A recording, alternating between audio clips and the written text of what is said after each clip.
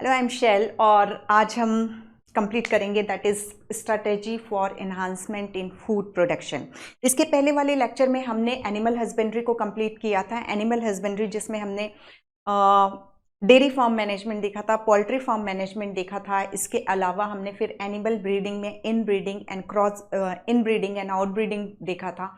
Out breeding में हमने out crossing, cross breeding और इंटर स्पेसिफिक हाइब्रिडाइजेशन देखा था। MOET मोइट के बारे में समझा था। इसके अलावा हमने बी कीपिंग एंड फिशरीज के बारे में पढ़ा था।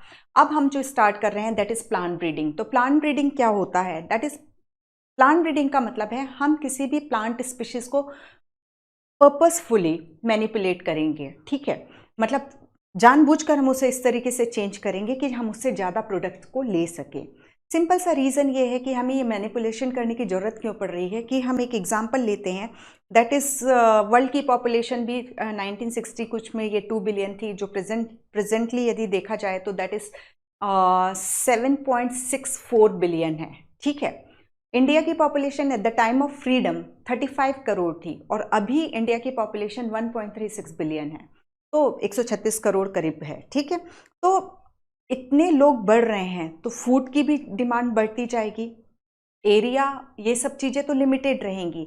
तो हम क्या करें कि हमारे उतने ही एरिया से हम ज़्यादा एग्रीकल्चर प्रोडक्ट को ले सकें। ये जो है हम प्लांट ब्रीडिंग के थ्रू अचीव करते हैं। मतलब हम किसी भी प्लांट स्पीशीज को पर्पसफुली, उद्देश्यपूर्ण तरीके से चेंज करेंगे कि वो जो पहले कम प्रोड्यूस दे रहा था वही हमें ज़्यादा प्रोड्यूस दे सके, वो प्रोडक्शन ज़्यादा करे। अब पहले ट्रेडिशनल फार्मिंग होती थी, यानी प्रिमिटिव टाइप की फार्मिंग, उसमें ये है कि जो इस प्लांट वैरायटीज ग्रो कर रहे थे वही ग्रो कराते जाते थे। और जब जब मतलब हार्वेस्टिंग का टाइम होता था तो बहुत सारा तो मतलब हार्वेस्ट लॉस में चला जाता था। इसके अलावा डिजीज़ बहुत ज़्यादा प्रोडक्ट को ख़त्म कर देती थी। तो इन सब चीज़ों से बचा जाए और हम उतने ही एरिया में more and more agriculture produce को ले सकें। ओके, तो ये चीज़ है, सिंपल सा है जो डेटाज है। और एक चीज़ और याद रखिएगा, वर्ल्ड की पॉपुलेशन का 17% है हम लोग, इंडिया की पॉपुलेशन 17% कॉन्ट्रीब्यूट करती है। ओके, तो अब हम इससे स्टार्ट करते हैं इसमें।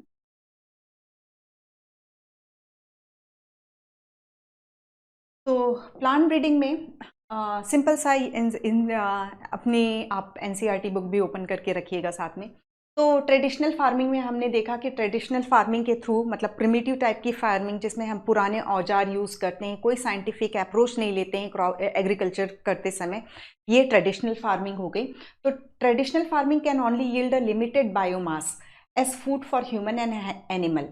हम थोड़ा सा प्रोडक्ट को बढ़ा सकते हैं मैनेजमेंट, मतलब यदि हम ट्रेडिशनल फार्मिंग में भी थोड़ा सा इम्प्रूवमेंट करें तो हम थोड़ा सा प्रोड्यूस को बढ़ा सकते हैं, लेकिन बहुत ज़्यादा नहीं बढ़ा सकते जितना बढ़ाने की हमें ज़रूरत है ड्यू टू इंक्रीजिंग पॉपुलेशन। ठीक है, यही चीज़ बोल रहा है, better management practices and increase in acreage, मतलब एरिया, आप एग्रीकल्चर एरिया बढ़ाते जाएं तो थोड़े हद तक हम बढ़ा सकेंगे। ठीक है, as a technology has helped increase yield to a very large extent. Then who in India has not heard of Green Revolution, which was responsible for our country to not merely meet the national requirement in food production but also help us even to export. See, हमारे यहाँ green revolution mid 60s that is 1966 के करीब हुई। सी, उसके पहले ये हो गया था कि हमें वीट तक US वगैरह से एक्सपोर्ट करना पड़ रहा था। ओके, तो मतलब हमारा देश कृषि प्रधान देश है। आप लोगों ने बहुत ज़्यादा हिंदी में ये निबंध लिखा होगा, ठीक है, हमने भी लिखा था, इसलिए मुझे अभी भी ये लाइन याद है कि हमारा देश कृषि प्रधान देश है। ठीक है, लेकिन उसके बावजूद बिकॉज हम ट्रेडिशनल फार्मिंग पे रिलाई करते थे, इसके कारण ये एक कंडीशन ऐसी आ गई कि पॉपुलेशन इंक्रीज हो रही है पर हमारे खेतों ने प्रोडक्शन को ज़्यादा नहीं, मतलब खेती हो रही है लेकिन फार्म प्रोड्यूस हमें ज़्यादा नहीं मिल पा रहे थे। तो फिर ग्रीन रेवोल्यूशन या हरित क्रांति हुई जिसको लीड किया था डॉक्टर MS स्वामीनाथन ने। वर्ल्ड के रिलेशन में हम डॉक्टर नॉर्मन बोरलॉग को पढ़ते हैं, इंडिया के रिलेशन में हम डॉक्टर MS स्वामीनाथन को पढ़ते हैं। ठीक है, तो ये ग्रीन रेवोल्यूशन जो हुआ जिसमें हमने प्लांट ब्रीडिंग, मतलब अच्छी वैरायटीज़ को हमने एग्रीकल्चर जैसे वीट, राइस, इनकी अच्छी वैरायटी को यूज़ किया और हम अपने देश की फूड की डिमांड को तो पूरी कर सके, साथ में हमने एक्सपोर्ट करना शुरू किया। ओके। तो इसके बाद आप लोगों ने बायोटेक्नोलॉजी आप लोगों ने कंप्लीट कर लिया है, तो उससे भी आगे जाकर के हम biotechnology that is genetic engineering के थ्रू और एग्रीकल्चर को इम्प्रूव कर रहे हैं। Traditional farming, then plant breeding, और उससे भी आगे जाकर के हमने बायोटेक्नोलॉजी के थ्रू जो डिजीज रेजिस्टेंस है या और भी उसमें ऐड ऑन करके प्रोडक्शन को इंक्रीज कराया है। तो स्टेप वाइज देखा जाए तो पहले जो होती थी वो traditional farming, then conventional breeding, मतलब that is plant breeding technology, plant breeding को स्टार्ट किया गया, उसके बाद जेनेटिक इंजीनियरिंग थी, ठीक है, जो जिन्होंने continuous step wise food production को कंटिन्यूसली इंक्रीज करते गए हैं, ठीक है। तो ग्रीन रेवोल्यूशन के बारे में हमने देखा, दैट इज यहाँ जो पॉइंट है मिड 60s, दैट इज 1966 के करीब की ये ग्रीन रेवोल्यूशन है। और दूसरा साइंटिस्ट का नाम जिन्होंने इसको लीड किया था that is doctor MS Swaminathan, doctor Norman Borlaug world wide के लिए, okay. So green revolution was dependent to a large extent on plant breeding. जो ग्रीन रेवोल्यूशन हुआ जिससे कि हमारी जो खेतों की उपज इतनी ज़्यादा बढ़ गई, तो उसका मेन जो श्रेय है वो प्लांट ब्रीडिंग टेक्निक को ही जाता है, ओके। तो ये पॉइंट याद रखना होगा, plant breeding technique for development of high yielding and disease resistant variety. दो ऑब्जेक्टिव लेकर के चलते हैं मेनली, ठीक है। उसके बाद बायो फोर्टिफिकेशन वगैरह भी हम पढ़ेंगे।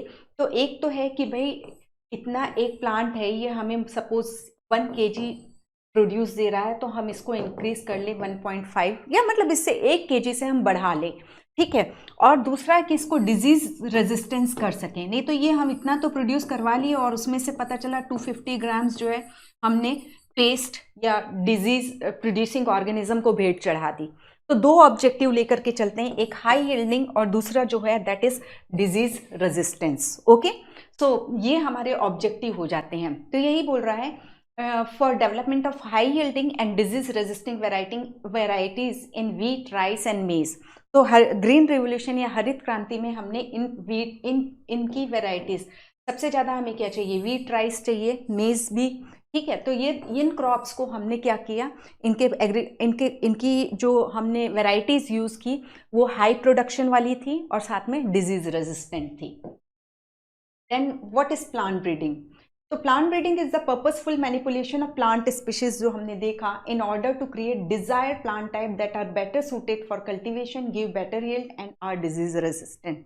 तो सिंपल है, प्लांट ब्रीडिंग में हमें यही देखना है कि हम इस तरीके से एक प्लांट को चेंज करें कि वो हमें ज़्यादा प्रोड्यूस देने लगे, वो डिजीज रेजिस्टेंट हो, ठीक है। और एक और कैरेक्टरिस्टिक बोल रहा है डिजीज रेजिस्टेंट, हाँ, और वो बेटर सूटेड फॉर कल्टीवेशन। अब लाइक हम जैसे चेरापूंजी साइड कोई क्रॉप उगाना चाहते हैं, तो वहाँ तो सफिशिएंट पानी है, वाटर लॉगिंग कंडीशन होगी, तो वो उस कंडीशन को सह सके। यदि हम इधर ड्राई स्टेट में जाते हैं, दैट इज़ राजस्थान वगैरह साइड जाते हैं जहाँ रेनफॉल बहुत कम होती है, तो वहाँ पर हमें ऐसे प्लांट को चूज करना होगा जो बहुत कम पानी में भी अच्छा प्रोडक्शन दे सके। इसी चीज को बोल रहा है that are better suited for cultivation, इसी पॉइंट को एक्सप्लेन कर रहा है, ठीक है, बेटर सूटेड फॉर कल्टीवेशन। ये नहीं कि हमने एक वैरायटी डेवलप कर ली जिसको पानी की बहुत ज़्यादा ज़रूरत है और हम उसको ऐसी जगह पे ग्रो करा रहे हैं जहाँ पानी हमें अवेलेबल ही नहीं हो रहा है, ठीक है। देन कन्वेंशन, ये चीज़ हुआ। सेकेंड पॉइंट है conventional plant breeding has been practised for thousands of years since the beginning of human civilization. Recorded evidence of plant breeding at dated back to 9,000 to 11,000 years ago. Conventional breeding और एक classical breeding हम देखेंगे। Conventional breeding में हम हमेशा conventional breeding में हम हमेशा देखते आ रहे हैं, मतलब बहुत पुरानी ये चीज़ें चली आ रही है, कन्वेंशनल ब्रीडिंग होती जा रही है। किसानों ने उपज उगाई, ठीक है, और उसके बाद देखा कि नहीं, ये वाली जो उपज आई है ये अच्छी आई थी, तो उसके ही बीज को लेकर के उसके बीज को रख लेंगे, ठीक है, उसको नेक्स्ट क्रॉपिंग में वो ग्रो कराएंगे। तो ये जो है कन्वेंशनल ब्रीडिंग का एग्जाम्पल है, तो जो बहुत सालों से हम यूज करते आ रहे हैं, देखते आ रहे हैं। Then many present day crop are the result of domestication in ancient time, ठीक है। Today all over major food crop are derive from domesticated variety. आज के जितने भी सीरियल्स वगैरह ये है, ये डोमेस्टिकेटेड वेराइटी हैं जो जनरेशन टू जनरेशन, मतलब सारे प्लांट सी सिंपल है, पहले तो एग्रीकल्चर थी नहीं, फिर डोमेस्टिकेशन किया गया, तो आज जितने भी हम देख रहे हैं ये सारी डोमेस्टिकेटेड क्रॉप्स ही हैं। Classical plant breeding involve crossing और हाइब्रिडाइजेशन ऑफ प्योर लाइन। अब हमने कन्वेंशनल देख लिया, और क्लासिकल में ये होता है कि जैसे जो कुछ भी है that is TTRR homozygous condition. Pure line क्या होता है? प्योर लाइन दैट इज हमने जेनेटिक्स कंप्लीट की हुई है, तो pure line that is pure homozygous state में होना। तो क्लासिकल प्लांट ब्रीडिंग, यहाँ पर ये पॉइंट याद रखिए, इन्वॉल्व क्रॉसिंग और हाइब्रिडाइजेशन ऑफ प्योर लाइन। ठीक है, जैसे मैंने TTRR सिंपल। यहाँ पर एक चीज और समझिए, हम single cross double cross term भी पढ़ते हैं। तो सिंगल क्रॉस जैसे लाइक मैंने ये लिया AA और इसको क्रॉस कराया BB, ठीक है, इधर मैं एक और CC इंटू DD क्रॉस करा रही हूँ। इनकी क्रॉसिंग से F1 जनरेशन मुझे CD मिल गई, ठीक है, इनकी क्रॉसिंग से मुझे मिल गई AB। अब मैं AB CD AA BB CC DD इनको क्रॉस कराती हूँ, तो मुझे F1 क्या मिल जाएगी? AB CD। तो ये जो है डबल क्रॉस है, ये और ये सिंगल क्रॉस है। तो यहाँ पर जो ये इस तरीके से होमोजाइगस लाइन हम चूज कर रहे हैं, यही जो है क्लासिकल ब्रीडिंग है। तो यहाँ पर जो सबसे इंपॉर्टेंट पॉइंट है कि क्या क्लासिकल ब्रीडिंग होता है।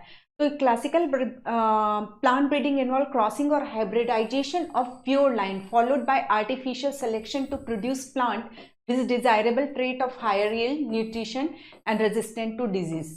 ठीक है, हमने इस तरीके से होमोजाइगस लाइन को सिलेक्ट किया, उनके बीच में क्रॉसिंग कराई, और क्रॉसिंग देखो सिंपल सा है, जैसे ये F1 हमें मिला, ये ABCD।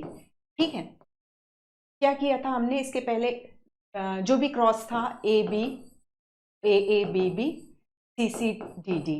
ठीक है, अब यहाँ पर हमें F1 जनरेशन मिली, ये इन दोनों के बीच में रिप्रोडक्शन हुआ। ठीक है, फ्लावर में फिर सीड का प्रोडक्शन हुआ, फीमेल फ्लावर जो भी होगा वो सीड प्रोड्यूस करेगा, उन सीड को हमने डाला और ये प्लांट हमें मिला। ठीक है, अब ये प्लांट मिला तो हम इसको स्टडी करेंगे कि इसमें हमारे डिजायरेबल कैरेक्टर्स आए हैं कि नहीं आए हैं। ठीक है, जैसे जो हम हाई प्रोडक्टिविटी बोल रहे हैं या डिजीज रेजिस्टेंस है, वो है कि नहीं। हमने क्या किया था, ये हमें ये प्लांट में ये इसके सीड मिले, इन सीड को बोया, ये प्लांट मिला। अब हमने इसमें कैरेक्टरिस्टिक को स्टडी किया कि ये कैरेक्टर आए हैं कि नहीं। हमने देखा कि हाँ ये कैरेक्टर आए हैं, तो हमने इसको क्या किया, सिलेक्ट किया कि हाँ ये वाले प्लांट में ये सारे कैरेक्टरिस्टिक जो हमारे डिजायरेबल कैरेक्टरिस्टिक थे वो आ गए हैं। तो मतलब आप ये समझिए कि हम ये देख रहे हैं और तुरंत ये मिल जाता है, ये मतलब तुरंत सिलेक्शन होता है नहीं। पहले हमने ये 2 प्लांट ग्रो कराया, इनके बीच में फर्टिलाइजेशन हुआ, ठीक है, सीड बना, उस सीड को बोया, फिर हमने ये प्लांट को देखा। ठीक है, फिर उस प्लांट में हमने अपने डिजायरेबल कैरेक्टर्स को फाइंड आउट किया, वो मिला तो हमने उसको सिलेक्ट किया। ये चीज बोल रहा है। ठीक है, with advancement in genetics, molecular biology and tissue culture, plant breeding is now increasingly being carried out by using molecular genetics tool. अभी हम देख रहे थे कि हम अभी ये पेरेंट्स सिलेक्ट कर रहे हैं, फिर उनके बीच में क्रॉस हाइब्रिडाइजेशन कर रहे हैं, फिर सिलेक्शन कर रहे हैं। इसके अलावा भी और तरीके हैं प्लांट ब्रीडिंग के, जिसमें हम टिश्यू कल्चर यूज़ करेंगे, मॉलिक्यूलर बायोलॉजी यूज़ करेंगे, जेनेटिक इंजीनियरिंग यूज़ करेंगे, जिसमें हम BT कॉटन और BT कॉटन मतलब ये सारी चीज़, सारे इनका जो प्रोडक्शन कराया है वो जेनेटिक इंजीनियरिंग के थ्रू हो जाएगा। तो सिर्फ प्लांट ब्रीडिंग हम दैट इज हाइब्रिडाइजेशन सिलेक्शन नहीं है, बल्कि इसके अलावा भी और तरीके हैं जिसमें हम टिश्यू कल्चर भी देख रहे हैं और मॉलिक्यूलर बायोलॉजी भी देख रहे हैं, जेनेटिक इंजीनियरिंग भी देख रहे हैं। ठीक है, तो ये और डिफरेंट टाइप क्या क्या हम यूज़ कर सकते हैं उनके बारे में बात कर रहे हैं। Then if we were to list the traits or character that the breeder have tried to incorporate into crop plant, the first we would list would be increase crop yield and improve quality। ठीक है, इसके अलावा हम क्या चाहेंगे, यही चीज़ हमारा production जो है दैट इज एग्रीकल्चर प्रोडक्शन जो है इंक्रीज हो जाए, ये हमारी सबसे पहली चाहत होती है प्लांट ब्रीडिंग में। दूसरा ये है increase tolerance to environmental stress. ठीक है, अब जैसे जैसे अभी मैंने जस्ट आपको बताया कि राजस्थान या मतलब जो जहाँ पे भी रेनफॉल कम होती है, तो वहाँ हम ऐसी ही वैरायटी को चूज़ करेंगे जो वहाँ के क्लाइमेटिक कंडीशन को अच्छे से टॉलरेट कर सके। ठीक है, ये पॉइंट बोल रहा है increase to tolerate to environmental stress, जैसे सैलिनिटी, एक्सट्रीम टेम्परेचर, ड्राउट, इन सबको टॉलरेट कर सके। ये नहीं कि ऐसी वैरायटी ग्रो कर ली है बाय द वे थोड़ा सा, क्योंकि मौसम में फ्लक्चुएशंस तो एनी टाइम चलते रहते हैं, आप किसी चीज़ की कभी भी प्रिडिक्ट नहीं कर सकते कि इस साल मौसम ऐसा ही रहेगा। ठीक है, तो इन सब चीज़ों को टॉलरेट कर सके। Resistant to pathogen that is disease resistance उसमें आ सके, पेस्ट और इंसेक्ट्स के अगेंस्ट भी रेजिस्टेंस आ सके। That is virus, fungi, bacteria और इंसेक्ट के अगेंस्ट भी, जो डिजीज प्रोड्यूस करते हैं उनमें, उनके अगेंस्ट भी उनमें रेजिस्टेंस हो। Plant breeding programme are carried out in systematic way to world wide in government institution and commercial companies. Government, जैसे हमारे यहाँ IARI, एक सिर्फ एक का ही मैं मतलब एक ब्रॉड वे में लेते हैं, तो इंडियन एग्रीकल्चर रिसर्च इंस्टीट्यूट जो न्यू दिल्ली में है, वो इन सब के लिए काम करता है। इसके अलावा अभी ये है कि कई सारी प्राइवेट कंपनीज जो हैं वो भी ये रिसर्च करती हैं और इस तरीके से प्लांट ब्रीडिंग के प्रोग्राम्स को आगे बढ़ाती हैं। ठीक है, then the main step in plant breeding, that is next है, the main step in breeding a new genetic variety of a crop are, इसमें हो जाएगा कलेक्शन ऑफ वेरिएबिलिटी। अब क्या क्या स्टेप्स हैं, इन स्टेप्स का सीक्वेंस आपको याद रखना होगा। ये हो सकता है ये मैनिपुलेट करके ये सीक्वेंस दे दे। तो यहाँ पर सबसे पहले कलेक्शन ऑफ वेरिएबिलिटी, जब प्लांट ब्रीडिंग कराना है तो हमें पूरे जर्म प्लास को कलेक्ट करना पड़ेगा। एक कोई प्लांट स्पीशीज है सपोज एक्स, तो उसकी जितनी भी वेराइटीज़ हैं, जितने भी उसके वाइल्ड रिलेटिव्स हैं जो डोमेस्टिकेटेड नहीं है, उन सब के जीन्स को मतलब जर्म प्लास को कलेक्ट करके रखना होगा। ये जर्म प्लास कलेक्शन कहलाता है। फिर हमने बहुत सारे मतलब जीन्स उस हमारे पास प्रेजेंट है। अब हम प्लांट ब्रीडिंग कराने जा रहे हैं तो हमें चूज़ करना होगा ये हाइट का है, ये डिजीज रेजिस्टेंस का, जितनी बहुत सारी मतलब हम तो जो मेंडेलियन जेनेटिक्स पढ़ते हैं उसमें डाई हाइब्रिड क्रॉस पढ़ करके बहुत खुश रहते हैं। लेकिन कोई भी यदि हम अपने आप को ही देखें तो हमें 1-2 जीन्स नहीं होते हैं, हज़ारों जीन्स होते हैं, 30,000 जीन्स की बात होती है। ठीक है, तो वैसे कोई भी प्लांट की बात करते हैं तो उसमें बहुत सारे ट्रेट्स प्रेजेंट होंगे। अब उन ट्रेट्स में से हम सेकेंड स्टेप में उन ट्रेट्स को सेलेक्ट करेंगे कि हमें प्लांट ब्रीडिंग में क्या क्या, ऐसा कौन सा प्लांट बनाना है कि उसमें क्या क्या कैरेक्टर होना चाहिए। तो ये बोल रहा है evaluation and selection of parents. हमने पहले जर्म प्लास कलेक्ट किया, उसमें क्या किया हमने, उस स्पीशीज के जितनी भी वेराइटीज हैं उसके जितने वाइल्ड रिलेटिव यानी जो हम जिसे खेतों में नहीं उगा रहे हैं लेकिन वो प्रेजेंट हैं। ठीक है, क्योंकि पहले तो सारे वाइल्ड ही थे, फिर हमने उसको डोमेस्टिकेट किया है। यदि आप वीट की इवोल्यूशनरी हिस्ट्री देखते हैं तो जो है 2n = 14 क्रोमोसोम नंबर था उसके जो एंसेस्टर थे, जिससे हमने ट्रिटिकम एस्टाइवम को डोमेस्टिकेट किया है। ठीक है, तो हम यही लिखते हैं ना 2n = 6, x = 42। तो 6x क्या, x = 7 बताते हैं हम। ये सब हमने सॉल्व किया हुआ है अच्छे से। ठीक है, इसलिए मैं जस्ट रिकॉल ले रही हूँ इनका। तो ये जो ट्रिटिकम ड्यूरम और ये सब हैं, ये सब इनके वाइल्ड प्लांट्स हैं। तो यहाँ पर जो सबसे पहले हमने कलेक्शन ऑफ वेरिएबिलिटी किया, दैट इज जितने भी जीन्स थे टोटल जीन्स को कलेक्ट किया, मतलब सारे प्लांट्स को कलेक्ट किया, उसके वाइल्ड रिलेटिव को कलेक्ट किया, उसकी सारी वेराइटीज़ को कलेक्ट किया। फिर उसके बाद हम चूज़ करेंगे कि हमें कौन क्या, अब जो हम प्लांट ब्रीडिंग के थ्रू हमें जो प्लांट प्रोड्यूस करना है या इस प्लांट को मैनिपुलेट करना है तो उसमें क्या क्या कैरेक्टर हमें चाहिए। तो हम जैसे सपोज मैंने डिजीज रेजिस्टेंस ले लिया, हीट टॉलरेंस ले लिया एंड तीसरा प्रोडक्टिविटी ले लिया। तो हमने इनमें से चूज़ किया कि किस में प्रोडक्टिविटी, किस प्लांट में प्रोडक्टिविटी ज़्यादा है। तो इसमें यदि प्रोडक्टिविटी ज़्यादा है तो हम ये देख रहे हैं इसका वाइल्ड रिलेटिव है, इसमें हीट रेजिस्टेंस देखने को मिल रहा है। इसका एक और वेराइटी है, ये डिजीज रेजिस्टेंस देखने को मिल रहा है। तो हम इनके बीच में क्रॉसिंग कराएंगे। ठीक है, मतलब स्टेप वाइज स्टेप क्रॉसिंग कराएंगे। फिर हमें जो प्लांट मिलेगा तो उसमें डिजीज रेजिस्ट मतलब बहुत सारे प्लांट्स उगेंगे, लाइक 1000 मैं एग्जांपल के लिए ले रही हूँ। तो उसमें से कुछ में ही ये तीनों कैरेक्टरिस्टिक दिखाई देंगे क्योंकि हमारा फोकस इन 3 पे है। बाकी लेकिन उस पर तो बहुत सारे गुण हैं ना, उसमें तो बहुत सारे जीन्स प्रेजेंट हैं। तो हमें फिर उनमें से जब ये हमने कर लिया, दैट इज सिलेक्शन कर लिया, इवैल्यूएशन मतलब पहले देख लिया कि किस प्लांट में क्या क्वालिटी प्रेजेंट है। फिर उसके बाद हमने पेरेंट्स का सिलेक्शन किया, जैसे मैंने 3 को सिलेक्ट किया। फिर उसके बाद हमने उनको हाइब्रिडाइज कराया। ठीक है, सेलेक्टेड प्लांट के बीच में जैसे 3 को सेलेक्ट किया, पहले 2 को क्रॉस कराया, फिर उससे जो प्रोजेनिस मिली उससे तीसरे को क्रॉस कराया। ठीक है, फिर उसके बाद हमने थर्ड स्टेप में हाइब्रिडाइजेशन कराया। फिर उसके जो सीड मिले उनको बोया, 1000 प्लांट मिले, उनमें से हमने आइडेंटिफाई किया कि हमें जो डिज़ायर था वो किन किन प्लांट में, तो उन प्लांट को हमने सेलेक्ट किया। तो selection and testing of superior recombinant. ठीक है, जिसमें प्रोडक्टिविटी भी आ गई, डिजीज रेजिस्टेंस भी आ गया और हीट रेजिस्टेंस भी आ गया। टेस्ट, फिर उसके बाद हम क्या, ये 4th स्टेप हुआ selection and testing of superior recombinant. फिर उसके बाद हम इसको टेस्टिंग करेंगे, रिलीज करेंगे और कमर्शियलाइजेशन ऑफ न्यू कल्टीवर्स। तो जो भी हमें प्लांट हमने सिलेक्ट किया इतनी सारी लंबी चौड़ी प्रोसेस के बाद, फिर उसको हम कई मतलब 3 ग्रोइंग सीजन तक, 3 सीजन, जैसे वीट को हमने किया तो 3 साल तक हम उसे ग्रो कराएंगे, फिर उसके बाद देखेंगे कंफर्म हो जाएंगे नहीं ये तो बेटर है, तो फिर हम उसकी सीड्स को बेचना चालू करेंगे, कमर्शलाइजेशन लेवल पर काम चलेगा। ठीक है, तो ये सारे स्टेप्स होते हैं। अब इन्हीं को फिर इन्होंने पूरा लंबा चौड़ा बोला हुआ है। तो हमने क्या देखा था, सबसे पहले कलेक्शन ऑफ वेरिएबिलिटी देखा था, फिर सिलेक्शन ऑफ पेरेंट देखा था, मतलब पहले उनके पूरे गुणों को इवेल्युएट करो, फिर उसमें से पेरेंट्स को सिलेक्ट करो, फिर उनको क्रॉस हाइब्रिडाइज कराओ, फिर क्रॉस हाइब्रिडाइज कराने के बाद हमें वो जो प्रोजेनीज है उनमें से हमें डिजायर्ड प्लांट्स को सिलेक्ट करना होगा, फिर उसके बाद टेस्टिंग करनी होगी, फिर उसको हम कमर्शियल लेवल पर रिलीज करेंगे। तो ये स्टेप्स जो इसके पहले मैंने आपको बोला है, इनका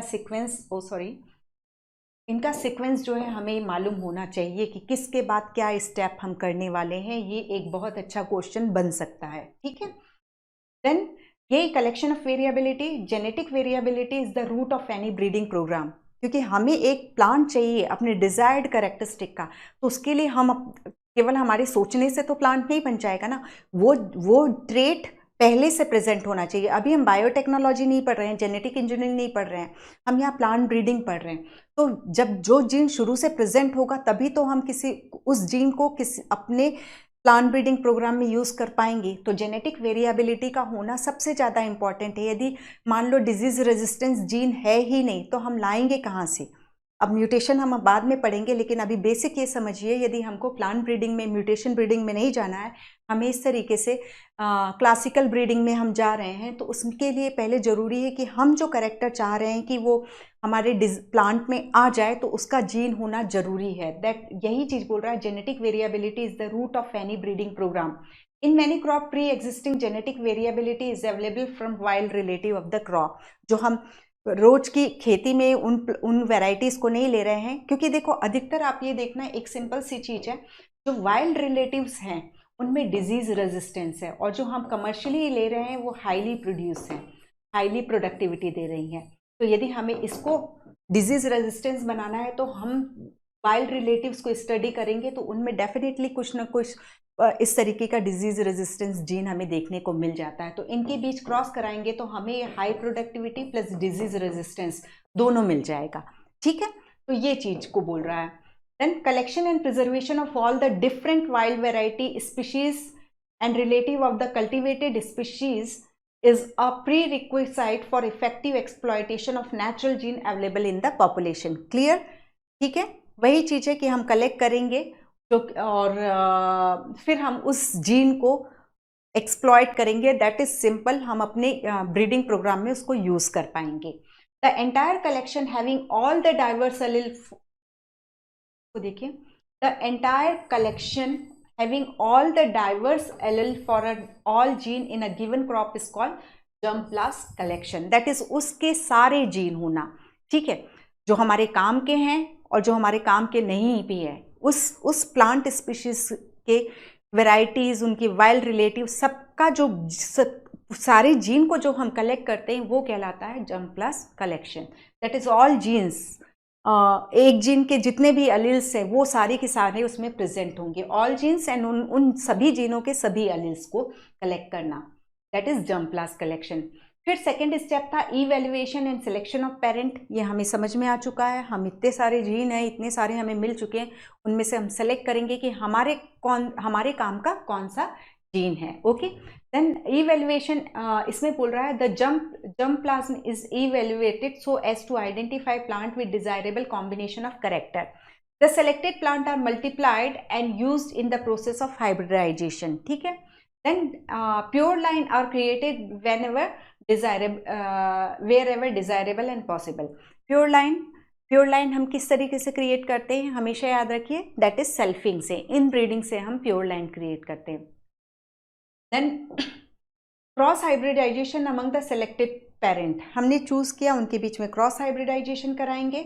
The desired characters have very often to be combined from two different plants. For example, high protein quality of one parent may need to be combined with disease resistant from another plant. This is possible by cross hybridizing the two parents to produce hybrid that genetically combine the desired characteristic in one plant. उसमें protein quantity भी ज़्यादा आ जाए और दूसरा उसमें disease resistance भी आ जाए। पर ये इतना आसान नहीं होता है। हम मतलब ये अब देख लो, हमने इसके पहले sexual reproduction in flowering plant में इमैस्कुलेशन वगैरह की प्रोसेस पढ़ी थी। वो इमैस्कुलेट कराएंगे, उसकी बैगिंग करवाएंगे, उसके बाद फिर डिजायर्ड पॉलन से उसको हाइब्रिडाइज कराएंगे, फिर उसकी बैगिंग करेंगे, फिर उसमें सीड बनेगा, फिर इस सीड को बोएंगे। बहुत लंबी चौड़ी प्रोसेस होती है। और उसके बाद ये होता है कि 1000 सीड्स मिले हैं, उन 1000 सीड्स को हमने बोया, ज़मीन पे लगाया, तो उस 1000 सीड में से कुछ ही ऐसे होते हैं जो डिज़ायरेबल कैरेक्टरिस्टिक को शो करते हैं। तो ऐसा नहीं है कि बस हमने ये देख लिया किया और हमारे मन का प्लांट मिल गया। तो बहुत ही लंबी चौड़ी और मेहनत वाली प्रोसेस होती है।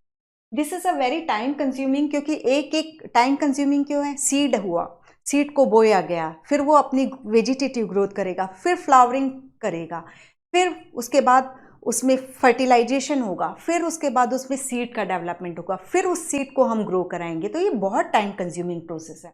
This is a very time consuming process and tedious process, since the pollen grain from the desirable plant chosen as male parent have to be collected and placed on the stigma of the flower selected as female parent. Also, it is not necessary that the hybrid do combine the desirable characters. Usually only one in few hundred to 1000 crosses show the desirable combination. इतनी मेहनत की, उसके बाद कुछ plant मिलेंगे और उन कुछ प्लांट को हमें फिर सेलेक्ट करना होता है। ठीक है। So then selection and testing of superior recombinant. This step consists of selecting among the progeny of the hybrid those plants that have the desired character combination. हम उनको choose कर लेंगे। The selection process is crucial to the success of the breeding objective and require careful scientific evaluation of the progeny. पूरा यहीं पर base है। हमने इतना सारा काम किया, अब हमारी मतलब ये सारी चीज़ें करते आ रहे हैं। अब हमें प्रोजेनीज जो बननी है, डेवलप हुई हैं, उनमें से हमें डिज़ायरेबल प्लांट्स को सिलेक्ट करना होगा। फिर उसमें हम इनब्रीडिंग कराते हैं कि जिससे कई करेक्टर्स हैं ना। मैंने ये बोला कि हम मेंडल के क्रॉस में हम डाई हाइब्रिड पढ़ के खुश हैं, लेकिन यहाँ हजारों करेक्टर हैं। तो उन जो हमारे डिज़ायरेबल करेक्टर हैं उनको इनब्रीडिंग के थ्रू हम स्टेबलाइज करेंगे। और फाइनली हम जैसे सपोज हमें TTRR चाहिए, तो ये हो सकता है TTRR हमें मिला हो, तो हम इसकी इनब्रीडिंग कराएंगे तो हमें 9331 का रेशियो मिलता है। सेग्रीगेट हो गए अनडिजायरेबल करेक्टर। इन 9 में हमें मिला है और 9 में हमें कितना, सिर्फ एक ही तो TTRR मिलता है। ये हमें फाइंड आउट कर चूज बनाना है थ्रू इनब्रीडिंग प्रोसेस, जिससे कि फिर हम इसको जब किसानों को दें तो उनको प्रॉब्लम नहीं हो कि ये चीज़ उन्हें देखने को मिल रही है। ठीक है, तो उनको सेग्रीगेशन वाली प्रॉब्लम नहीं फेस करानी है। हमें पूरा की पूरा खुद से ही ये पूरी इनब्रीडिंग करके जो डिज़ायरेबल कैरेक्टर हैं उनको स्टेबल करना है, यानी उनको होमोजाइगस स्टेट में ला करके रखना है। ठीक है, this step yield plant that are superior to both of the parent. Very often more than one superior progeny plant में बिकम अवेलेबल। ठीक है, These are self pollinated for several generation। जो इनब्रीडिंग की मैंने बोली, TTRR लाने की बात की है। These are self pollinated for several generation till they reach a state of uniformity, homozygosity, so that the characters will not segregate in the progeny। ठीक है, अब TTRR आ गया, कैपिटल TT कैपिटल RR आ गया, तो अब वो तो ऐसा नहीं होगा ना कि उसमें कोई स्मॉल t या स्मॉल r आएगा। हमें कैपिटल T और कैपिटल R वाला ही डिजायर्ड कैरेक्टर चाहिए था। जब वो होमोजाइगस स्टेट में आ गया तो हम अब हैप्पी हैं कि हमें जो काम करना था वो हमने कर लिया। ठीक है, इसके बाद क्या होगा, अभी हमने देख लिया, अब हमारे पास TTRR जैसे जो भी डिज़ायरेबल कैरेक्टर हैं वो वाला प्लांट हमें मिल चुका है। अब फिर हम इसकी टेस्टिंग कराएंगे। हमने तो डिज़ायर कैरेक्टर ले आए, लेकिन हम कहाँ ग्रो करा रहे हैं, वो वहाँ पर सक्सेसफुल ग्रो हो पा रहा है कि नहीं हो रहा है, हम जो एक्सपेक्ट कर रहे थे वो प्रोड्यूस कर पा रहा है कि नहीं कर पा रहा है, ये सब चीज़ें भी फिर हमें चेक करनी होती है। तो टेस्टिंग यही प्रोसेस है। That is the newly selected lines are evaluated for their yield and the other agronomic traits like हमने disease resistance या environmental stress tolerance को देखा है, तो उनको चेक करेंगे हम। ये evaluation is done by growing this in the research field। पहले हम इसको रिसर्च फील्ड में ग्रो कराएंगे, फिर रिकॉर्डिंग देयर जो भी हम फाइंडिंग्स होते हैं वो पूरा की पूरा इवेल्युएट की जाएगी, रिकॉर्ड की जाएगी। अंडर आइडियल फर्टिलाइजर एप्लीकेशन, जो भी उसको उनको नाइट्रोजन, फास्फोरस, पोटेशियम देना है, जो भी फर्टिलाइजर हमें उन्हें देना है वो दे करके उनकी स्टैंडर्ड मतलब एसओपी जो होता है, स्टैंडर्ड ऑपरेटिंग प्रोसीजर जो होता है कि कितना फर्टिलाइजर देना है, कितना वाटर सप्लाई करना है, किस उसमें रखना है, तो ये रिसर्च फील्ड में हम इनको सब आइडियल कंडीशन दे करके ग्रो करवाएंगे और उनकी परफॉर्मेंस को रिकॉर्ड करेंगे। ठीक है, कितना फर्टिलाइजर देना है, इरिगेशन प्रॉपर करना है, और जो भी प्रैक्टिसेस यूज़ की जाती हैं क्रॉप एग्रीकल्चर में वो सभी प्रोवाइड करा करके फिर जब ये कंप्लीट हो जाएगा, the evaluation in research field is followed by testing the material in farmers field. ये तो हमने रिसर्च में एक स्टैंडर्ड कंडीशंस में सब चीज़ें प्रोवाइड की कि भाई इस टाइम पे हमें फर्टिलाइज़र देना है, इतना हमें इरिगेशन इस ड्यूरेशन में हमें इरिगेट करना है, और भी जो भी करना है वो सब किया।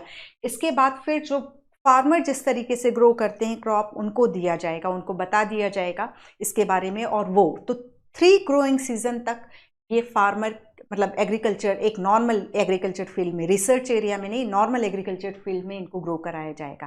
ठीक है, for at least 3 growing season at several location in the country representing all the agro climatic zone where the crop is usually grown.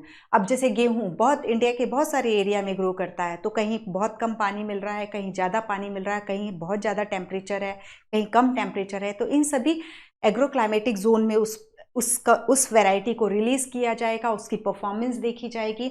फिर आज के टाइम में मतलब ये तो हमने डेवलप किया, और आज के टाइम में जो सबसे अच्छी वैरायटी जो प्रोड्यूस दे रही है वीट की जो वैरायटी है, उससे फिर हम उसको कंपेयर करेंगे कि हाँ हमने जो बनाया है वो और बेहतर है कि नहीं है। नहीं तो जो पहले से था यदि उससे अंडर एस्टिमेट, उससे कम है, तो हम क्यों कम वाले को क्यों रिलीज़ करेंगे, हमें तो ज़्यादा को ही रिलीज़ करना है ना। तो उससे जो एक स्टैंडर्ड जो अभी तक में जो सबसे बेस्ट है उससे भी कंपेयर किया जाता है। ओके, तो यही बोल रहा है the evaluation in research field is followed. उसके बाद क्या किया जाता है, by testing the material in farmers field for at least 3 growing season at several location in the country representing all the agroclimatic zone where the crop is usually grown. Okay, the material is evaluated in comparison to best available local crop. यही चीज को बोला, देखना होगा कि उससे भी बेहतर बनाया है कि उसी के बराबर है या उससे कम है, उसी के बराबर है या उससे कम है, तो हमारी इतनी मेहनत पानी में जाती है। ठीक है, तो अ चेक और reference cultivar. Then India is mainly an agriculture country. Agriculture account for, हाँ, अब जो यदि हम इंडियन इकोनॉमी की बात करें तो जीडीपी जो होता है, ग्रॉस डोमेस्टिक प्रोडक्ट होता है, मतलब हमारा देश जो प्रोड्यूस करता है, उत्पादन जो होता है उसका 33% एग्रीकल्चर प्रोड्यूस होता है। ठीक है, और दैट इज यही बोल रहा है agriculture account for approximately 33% of India's GDP gross domestic product and employees nearly 62% of the population. ठीक है, तो 62% लोग लगे हुए हैं, 100 में से 62 लोग 62% एग्रीकल्चर में इन्वॉल्व हैं, और प्रोड्यूस है हमारा दैट इज 33%। ओके, देन आप एक चीज़ और याद रखिए, अभी जब ये साल का जब यदि हम इकोनॉमिक के जीडीपी का देखें तो सिर्फ एक एग्रीकल्चर सेक्टर ऐसा था जो पॉजिटिव डिजिट में गया था, सम 6%, आई थिंक, एग्जैक्टली मैं नहीं बता पा रही हूँ, बट केवल एग्रीकल्चर सेक्टर ऐसा था जिसके डिजिट के सामने प्लस लगा हुआ था। बाकी पूरा जो है यदि इंडियन इकोनॉमी का जीडीपी देखा जाए तो -23% गया था। ठीक है, इतना कम गया था, -23 गया था। तो थैंक्स टू एग्रीकल्चर सेक्टर, जिसके कारण हमारी इकोनॉमी अभी भी चल रही है अच्छे से। ठीक है, तो क्योंकि सीरियसली क्योंकि सारी फैक्ट्रीज बंद थी इस ड्यूरेशन में। अभी जो ये पीरियड निकला उस समय भी यही हाल हुए हैं। तो पहले वाले उसमें तो ये था कि कोरोना गांवों में नहीं पहुंचा था, तो एग्रीकल्चर सेक्टर ने बहुत अच्छा मतलब औरों के कंपैरिजन में अच्छा परफॉर्म किया था। इस बार का भी देखिए, ठीक है, क्योंकि इस बार सभी जगह फैला है, गाँवों में भी फैला था। तो यहाँ पर है next, after India's independence one of the main challenges facing the country was that of producing enough food for their increase in population. Clear, मैंने आपको शुरू में ही बताया था कि at the time of independence India की पॉपुलेशन 35 करोड़ थी, which is now 136 crore, 1.36 billion. Okay, तो इतनी बढ़ रही है, तो एक इंडिया के सामने बहुत बड़ी प्रॉब्लम थी कि पॉपुलेशन बढ़ती जा रही है, तो हम फूड प्रोडक्शन को कैसे इंक्रीज करें। As only limited land is fit for cultivation, India has to strive to increase yield per unit area from existing farmland. ठीक है, मैंने पहले ही बताया कि हम एरिया तो सबका, जिसके पास जितना जितना एरिया है, जितने खेती की ज़मीन है, वो तो उतनी ही रहेगी। हम क्या कर सकते हैं, बेटर वैरायटी को उगा करके हम वहाँ से फार्म प्रोड्यूस को, एग्रीकल्चर प्रोड्यूस को ज़्यादा ले सकते हैं। ठीक है। Then the development of several high-yielding variety of wheat and rice in the mid-1960s, that is about, it is telling about Green Revolution. ठीक है, wheat and rice in the mid-1960s as a result of various plant breeding technique led to dramatic increase in food production in our country. This phase is often referred to as the Green Revolution. ठीक है, अब यहाँ पर जो आपको याद रखना है, इस इमेज में भी सोनालिका जो है व्हीट की है, व्हीट वैरायटी है। P1542 जो है ये मटर की है, पाइसम सेटाइवम, मेंडेलियन जेनेटिक्स। ठीक है, गार्डन पी। तो इन दो का नाम आपको याद रखना है, ये हाई यील्डिंग वेराइटीज हैं। Then wheat and rice during the period 1960 to 2000। अब ये देखो, इस ड्यूरेशन में, दैट इज 40 years में, व्हीट प्रोडक्शन इंक्रीज फ्रॉम, जहां 1960 में 11 मिलियन टन्स होता था, 2000 में ये 75 मिलियन टन्स हो गया। राइस का प्रोडक्शन जो कि 35 मिलियन था, वो 89.5 हो गया। ठीक है, तो व्हीट का प्रोडक्शन तो ड्रामेटिकली इंक्रीज हुआ, ये जस्ट डबल से थोड़ा ज़्यादा हुआ, ये तो बहुत ज़्यादा हुआ। ठीक है, और इसी वजह से हम सरप्लस को एक्सपोर्ट कर पाए। This was due to the development of semi dwarf variety of wheat and rice. तो यहाँ व्हीट एंड राइस की जो सेमी ड्रॉप वेराइटी थी, देखो पहले लंबे होते थे, तो जब इनकी बालियाँ लगती थी तो ये बालियों, मतलब गेहूं की बालियाँ, यानी जो गेहूं के दाने जो लगने वाले हैं, उनके बोझ से ये प्लांट टूट जाते थे। सेमी ड्रॉप वेराइटी में ये हुआ कि ये चीज, मतलब दैट इज गिरते नहीं थे। तो सेमी ड्रॉप वेराइटीज जो हैं वो व्हीट एंड राइस के हाई यील्डिंग वेराइटीज़ के लिए इस कारण से जानी जाती है। और यहाँ पे याद रखिए, जो व्हीट का जो सेमी ड्रॉप के लिए जो जीन है वो नॉरिन 10 है, और जो राइस का है वो DG वूजन है, DIDGJE है या ZEE है, वू WOO जन। ठीक है, ZEN। तो DG वूजन राइस का, राइस की शॉर्टनेस या डॉफनेस के से रिलेटेड जो जीन है वो DG वूजन है, और व्हीट की शॉर्टनेस या सेमी ड्रॉप वेराइटी के लिए जो जीन है दैट इज नॉरिन 10 है। Okay. Then Nobel laureate Norman E. Borlaug at International Centre for Wheat and Maize Improvement in Mexico. आपको इस इंस्टीट्यूट का नाम याद रखना होगा। ठीक है, यहाँ पर सेमी ड्रॉप व्हीट को डेवलप किया गया था। In 1963 several varieties such as Sonalika, इस नाम को याद रखिए आप, सोनालिका याद रखिए। और ये इंटरनेशनल, ये जो नाम है वो पूरा, ठीक है, international Centre for Wheat and Maize Improvement in Mexico, यहाँ पर ड्वार्फ व्हीट वैरायटी डेवलप की गई थी। और 63 में several varieties such as Sonalika, Kalyan Sona, which were high yielding and disease resistant, were introduced all over the wheat growing belt of India. ठीक है, तो इन वेराइटीज का नाम याद रखना होगा। Semi dwarf rice variety were derive from IRA, develop at international rice research institute, Philippines, Manila में develop किया गया था, एंड ताइचुंग नेटिव 1 ताइवान से। ठीक है, DG वूजन। The derivative were introduced in 1966, later better yielding semi-dwarf variety Jaya and Ratna. तो हमने यहाँ पर व्हीट की वैरायटी के नाम में देखा था सोनालिका एंड कल्याण सोना, एंड राइस की वैरायटी में जया एंड रत्ना देख रहे हैं सेमी ड्रॉप वैराइटीज। ठीक है, देन अब इतना हमने यहाँ पर जो कुछ भी है इंस्टीट्यूट के नाम देखे हैं, नॉर्मन बोरलॉग का नाम देखा, सोनालिका, कल्याण सोना व्हीट की वैरायटी देखी, सेमी ड्रॉप वैरायटी, और जया रत्ना हमने राइस की वैरायटी देखी। देन IR8 से डेवलप की गई हैं ये दो, जया रत्ना। देन अब शुगर केन की बात करते हैं, तो सेक्रम बारबेरी और सेक्रम ऑफिसिनेरम की स्टोरी है इसमें। सेक्रम बारबेरी वेस्ट यूपी, मतलब यूपी में, यूपी जो एक बड़ा बेल्ट है शुगर केन प्रोडक्शन का, लेकिन वहाँ पर जो वैरायटी ग्रो कराई जाती थी वो सेक्रम बारबेरी थी, लेकिन वो प्रोडक्शन हाई नहीं था। साउथ में जो वैरायटी ग्रो कराई जाती थी सेक्रम ऑफिसिनेरम, जिसका स्टेम जो था थिक था, फ्लैशी था, ठीक है, थिक स्टेम और उसमें फ्लैशी था, हाई शुगर कंटेंट था। लेकिन ये यदि हम सोचे कि सैक्रम ऑफिसिनेरम को हम ला करके हम वेस्टर्न यूपी में, वेस्टर्न यूपी मेन बेल्ट है इसका शुगर केन प्रोडक्शन का, वहाँ ग्रो करा लें तो सैक्रम ऑफिसिनेरम जो है वहाँ ग्रो नहीं कर पाता था।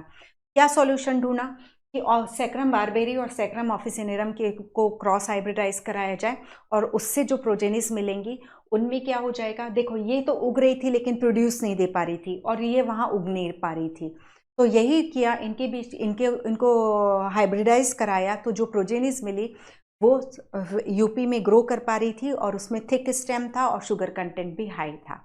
तो ये प्रॉब्लम से मतलब यूपी में फिर इस तरीके से शुगर का प्रोडक्शन इंक्रीज किया।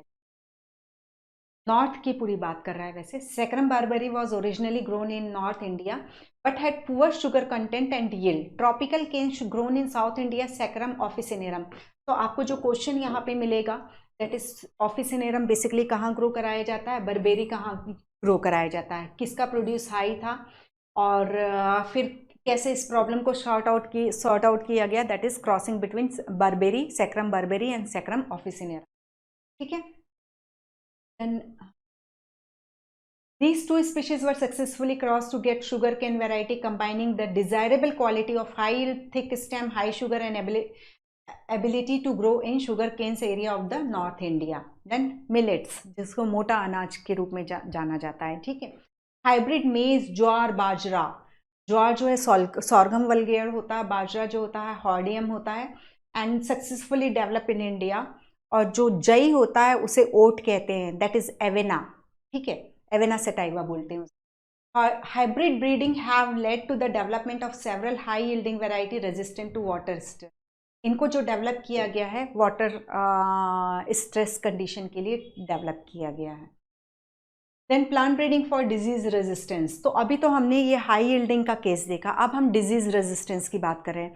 डिजीज रेजिस्टेंस में तो मेन जो काम करना है वो आप लोगों को ही काम करना है उसमें, क्योंकि जितने भी चार्ट दिए हुए हैं किसकी वैरायटी है और किसके अगेंस्ट रेजिस्टेंस है, ये कुछ 8 या 10 प्लांट के नाम दिए हुए हैं जो आपको बिल्कुल बाय हार्ट करके रखना है। ठीक है, तो अब डिजीज रेजिस्टेंस में देखते हैं, हमें बेसिक्स इनके क्लियर है अभी कि क्या किस तरीके से हम डेवलप करा रहे हैं, प्लांट ब्रीडिंग को हम किस तरीके से यूज कर पा रहे हैं। ओके, अब यहाँ पर डिजीज रेजिस्टेंस में बोल रहा अ wide range of fungal, bacterial and viral pathogen affected the yield of cultivated crop species specially in tropical climate. ठीक है, ये है इसमें दैट इज ट्रॉपिकल क्लाइमेट में ह्यूमिड वगैरह रहता है तो इन सब की ग्रोथ जो है बहुत अच्छे से हो पाती है, तो इसलिए ये प्लांट पैथोजन बहुत ज़्यादा ट्रॉपिकल एरिया के प्लांट्स को इन्फेक्ट करते हैं।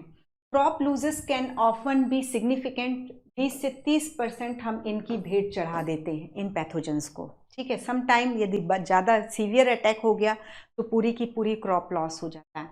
इन this situation breeding and development of cultivars resistant to disease enhance food production. ठीक है, और इसके साथ यदि हम डिजीज रेजिस्टेंट प्लांट प्रोड्यूस करते हैं तो हमारी दैट इज बैक्टीरियोसाइड यानी जो भी हम केमिकल स्प्रे करते हैं इनको ख़त्म करने के लिए उनके ऊपर भी हमारी निर्भरता कम हो जाएगी। ठीक है, a wide range of we have done all this. हे, माफ कीजिए बीच में डिस्टर्ब करने के लिए। तो कैसा लगा आपको ये लेक्चर? अच्छा लगा तो चलो चैनल सब्सक्राइब करते हैं और बेल आइकन प्रेस करते हैं। औरों तक पहुंचाने में हमारी मदद कीजिए, शेयर कीजिए और सब्सक्राइब कीजिए, क्योंकि बायो मेंटर्स आपका अपना परिवार है। बाय बाय, चलो कंटिन्यू करते हैं।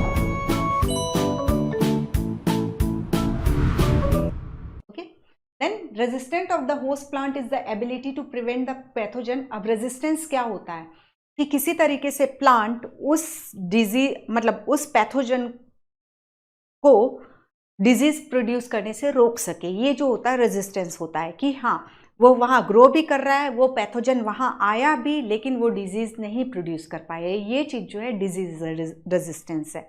और इसमें हम बीटी कॉटन बहुत अच्छे से देखते हैं, लेकिन वो बायोटेक्नोलॉजी तरीका है। Resistance of the host plant is the ability to prevent the pathogen from causing disease. ठीक है, and is determined by the genetic constitution of the host plant. और ये डिजीज रेजिस्टेंस किसके थ्रू किस पर निर्भर करेगा, उसके प्लांट के जीन्स पर डिपेंड करेगा। ठीक है, यही बोल रहा है।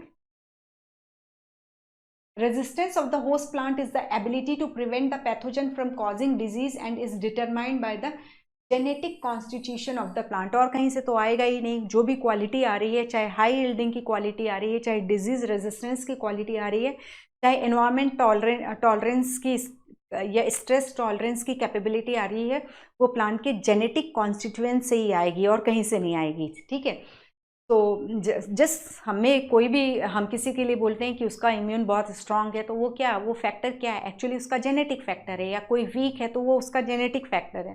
तो जो भी प्लांट में क्वालिटी दिखाई दे रही है वो जेनेटिक कॉन्स्टिट्यूशन से ही आएगी। Before breeding is undertaken it is important to know about the positive agent, positive organism and the mode of transmission. अब जैसे हम सपोज एक एक्स डिजीज के अगेंस्ट इस ए प्लांट को रेजिस्टेंट बनाना चाहते हैं, तो हमें इसके बारे में, इस पैथोजन के बारे में पूरा नॉलेज होना जरूरी है कि हम उसको कहाँ पर इन्फेक्शन से रोक सकते हैं। तो यही चीज बोल रहा है about the positive organism and the mode of transmission. मतलब यदि आप दुश्मन को घेरना चाहते हो तो उसकी हर हरकतों पे हमें नज़र रखनी पड़ती है, यानी हमें उसके बारे में हर इंफॉर्मेशन होनी चाहिए। यही चीज बोल रहा है। Some of the disease caused by fungi, तो रस्ट, तो यहाँ पर इनका जरूर याद रखना कि ये किसके कॉजेटिव एजेंट हैं। ब्राउन रस्ट ऑफ व्हीट जो है पक्सीनिया रिकॉन्डिटा से होता है। इसके अलावा black rust of wheat Puccinia graminis tritici से होता है। और येलो रस्ट जो है वो पक्सीनिया स्ट्रेफॉर्मिस से होता है। इनके नाम याद रखिएगा।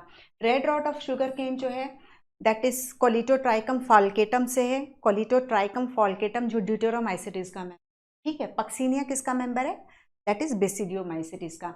लेट ब्लाइट ऑफ पोटैटो जो है फेमाइन ऑफ आयरलैंड के नाम से जाना जाता है। इससे जो डिजीज होती है लेट ब्लाइट ऑफ पोटैटो जो है डिजीज का नाम है। और ये फाइटोप्थोरा इन्फेस्टेंस से होता है जो कि फाइकोमाइसिटिस का मेंबर है। ठीक है, इसके अलावा एक और याद रखिएगा, ब्राउन स्पॉट ऑफ राइस, ये हेलमेंथोस्पोरियम ओराइजी से होता है। और ये फेमाइन ऑफ बंगाल, मतलब पूरी बंगाल की धान की फसल को ख़त्म कर दिया था। जैसे मैं late blight of potato famine of Ireland बोल रही हूँ, तो वहाँ पूरी पोटैटो की क्रॉप, आलू की क्रॉप जो है ख़त्म हो गई थी और उसके कारण भुखमरी का सामना करना पड़ा था। वैसे ही बंगाल में हेलमेंथोस्पोरियम ओराइजी ये फंजाई का नाम है, जो ब्राउन स्पॉट ऑफ राइस के लिए रिस्पॉन्सिबल था। और ये वाली डिजीज़ के कारण बंगाल ने एक भुखमरी दैट इज फेमाइन अकाल देखा था। ठीक है। अब ब्लैक रॉट ऑफ क्रूसीफर जो है जेंथोमेनोस कैम्पेस्ट्रिस के थ्रू होता है। क्लियर। तो इनका नाम दिया है, इन चार का तो आपको बहुत अच्छे से नाम याद रखना है, क्योंकि यहाँ पर लेट ब्लाइट ऑफ पोटैटो तो फेमाइन ऑफ आयरलैंड का बोला मैंने, तो 1943 में बंगाल का फेमाइन को भी याद रखिए, Helminthosporium oryzae famine of Bengal. ठीक है। देन ये हमने देख लिया black rot of crucifer that is Helminthosporium oryzae. और वायरस से होने वाली tobacco mosaic virus, turnip mosaic virus, ये तो सीधे वायरस ऐड ऑन कर दो उसमें। Then method of breeding for disease resistance. Breeding is carried out by the conventional breeding technique or by mutation breeding. ठीक है, कन्वेंशनल ब्रीडिंग जो हम अभी तक पढ़ते हुए आ रहे हैं। ठीक है। The conventional method of breeding for disease resistance is that of hybridization selection. वही आप जंप प्लास कलेक्ट करो, फिर चूज करो, फिर हाइब्रिडाइज करो, फिर सेलेक्ट करो, फिर टेस्टिंग करो। ठीक है। Then it's a step for essentially identical to those for breeding for any other agronomic character such as high yield. वही चीज, वही 5 स्टेप कर दो। The various sequential steps are screening germplasm for resistance source, hybridization of selected parent, selection and evaluation of the hybrid, testing and releasing of the new variety. Some crop variety bred by hybridization and selection for disease resistant to fungi. अब ये chart आपको बहुत अच्छे से याद करना है। Wheat, इसकी जो वैरायटी है हिमगिरी, जो कि leaf and stripe rust and hill बर्न के अगेंस्ट रेजिस्टेंट है। Brassica, Pusa Swarnim, white rust. ठीक है। Cauliflower, Pusa Shubhra, Pusa snowball K1, black rot and curl blight के against, cowpea Pusa Komal bacterial blight के against, chilli Pusa Sadabahar, chilli mosaic virus, tobacco mosaic virus and leaf curl के against resistance है। तो ये चार्ट तो आपको ये पूरा मतलब पूरा इस ये 1 2 3 4 5 ही दिया हुआ है और आप लोगों ने कर भी लिया होगा, बट फिर भी यदि नहीं किया है तो इस चार्ट को बहुत अच्छे से याद करिए। और इसके बाद हम एक इंसेक्ट्स का भी चार्ट पढ़ेंगे, इंसेक्ट डिजीज वाला चार्ट भी पढ़ेंगे, ठीक है। Then conventional breeding is often constant by the availability of, अब प्रॉब्लम क्या है कि अब मान लो हमें डिजीज रेजिस्टेंस किसी प्लांट को बनाना है लेकिन उससे रिलेटेड जीन ही नहीं मिलेगा, तो हम क्या करेंगे, हम कैसे प्लांट को डिजीज रेजिस्टेंस बनाएंगे। तो इसके लिए हम एक और टेक्निक यूज़ करते हैं जिसे हम म्यूटेशन ब्रीडिंग कहते हैं। म्यूटेशन का को सबसे पहले ह्यूगो डी विरिज ने बताया था, सॉल्टेशन याद करिए, इवोल्यूशन टॉपिक। देन एक्चुअली जो म्यूटेशन यहाँ पर क्या किया जाता है कि हम प्लांट ब्रीडिंग के केस में, सब एनिमल के केस में तो हमने देखा था H.J. मुलर ने ड्रोसोफिला में रेडिएशन को यूज़ किया था और स्टाडलर ने प्लांट के केस में रेडिएशन को यूज़ किया था। प्लांट्स पार्ट्स को रेडिएट कराया था गामा रेडिएशन से और फिर म्यूटेंट को प्रोड्यूस कराया था। म्यूटेशन यानी चेंज इन DNA, ठीक है। तो यहाँ पर कन्वेंशनल अब यही चीज़ बोल रहा है कि अब जब जीन ही नहीं मिलेगा तो फिर हम उसको जीन को कैसे डेवलप करें, तो हम म्यूटेशन ब्रीडिंग के थ्रू डिजीज रेजिस्टेंस जीन को डेवलप करेंगे। और यहाँ पर मैंने साइंटिस्ट के नाम में बताया, ह्यूगो डी विरिज ने म्यूटेशन के बारे में सबसे पहले बताया, फिर मैंने H.J. मुलर ने एनिमल के केस में रेडिएशन का यूज़ करके म्यूटेशन जनरेट कराया था और L.J. स्टाडलर ने प्लांट के केस में म्यूटेशन ब्रीडिंग को यूज़ किया था, ठीक है, म्यूटेशन इंड्यूस कराया था। तो inducing mutation in plant through diverse mean and then screening the plant material for resistance sometime lead to desirable gene being identify. अब जब आप रेडिएट करेंगे, जैसे सपोज गामा रेडिएशन हम डालते हैं किसी प्लांट पार्ट पे, तो फिर जो भी हमें सीड मिले फिर वही हम उनको बोएंगे, फिर हम देखेंगे उनसे सीड से पौधे निकले, फिर हम वो पर्टिकुलर पैथोजन को इन्फेक्ट कराएंगे। अब ये देखेंगे कि वो रेजिस्टेंट है कि इन्फेक्ट हो जा रहा है, तो वही प्रोसेस में सिलेक्शन वगैरह की प्रोसेस इसमें भी आ जाएगी, वही चीज़ को ये बोल रहा है। Plant having these desirable character can then be either multiplied directly or can be used in breeding, ठीक है। अब इस तरीके से हमें म्यूटेशन ब्रीडिंग के थ्रू डिजीज रेजिस्टेंस प्लांट मिल गए हैं, तो या तो हम सीधे कल्टीवेशन में ले लें या उसको हम ब्रीडिंग प्रोग्राम में ले लें कि उसको हाई यील्डिंग वैरायटी के साथ कंबाइन करवा दें, ये हमारे ऊपर डिपेंड करेगा। Other breeding method that are used are selection among somaclonal variant and genetic engineering, ठीक है। अभी हमने देखो कन्वेंशनल ब्रीडिंग की बात की, थोड़ा सा हमें म्यूटेशन ब्रीडिंग के बारे में बताया गया।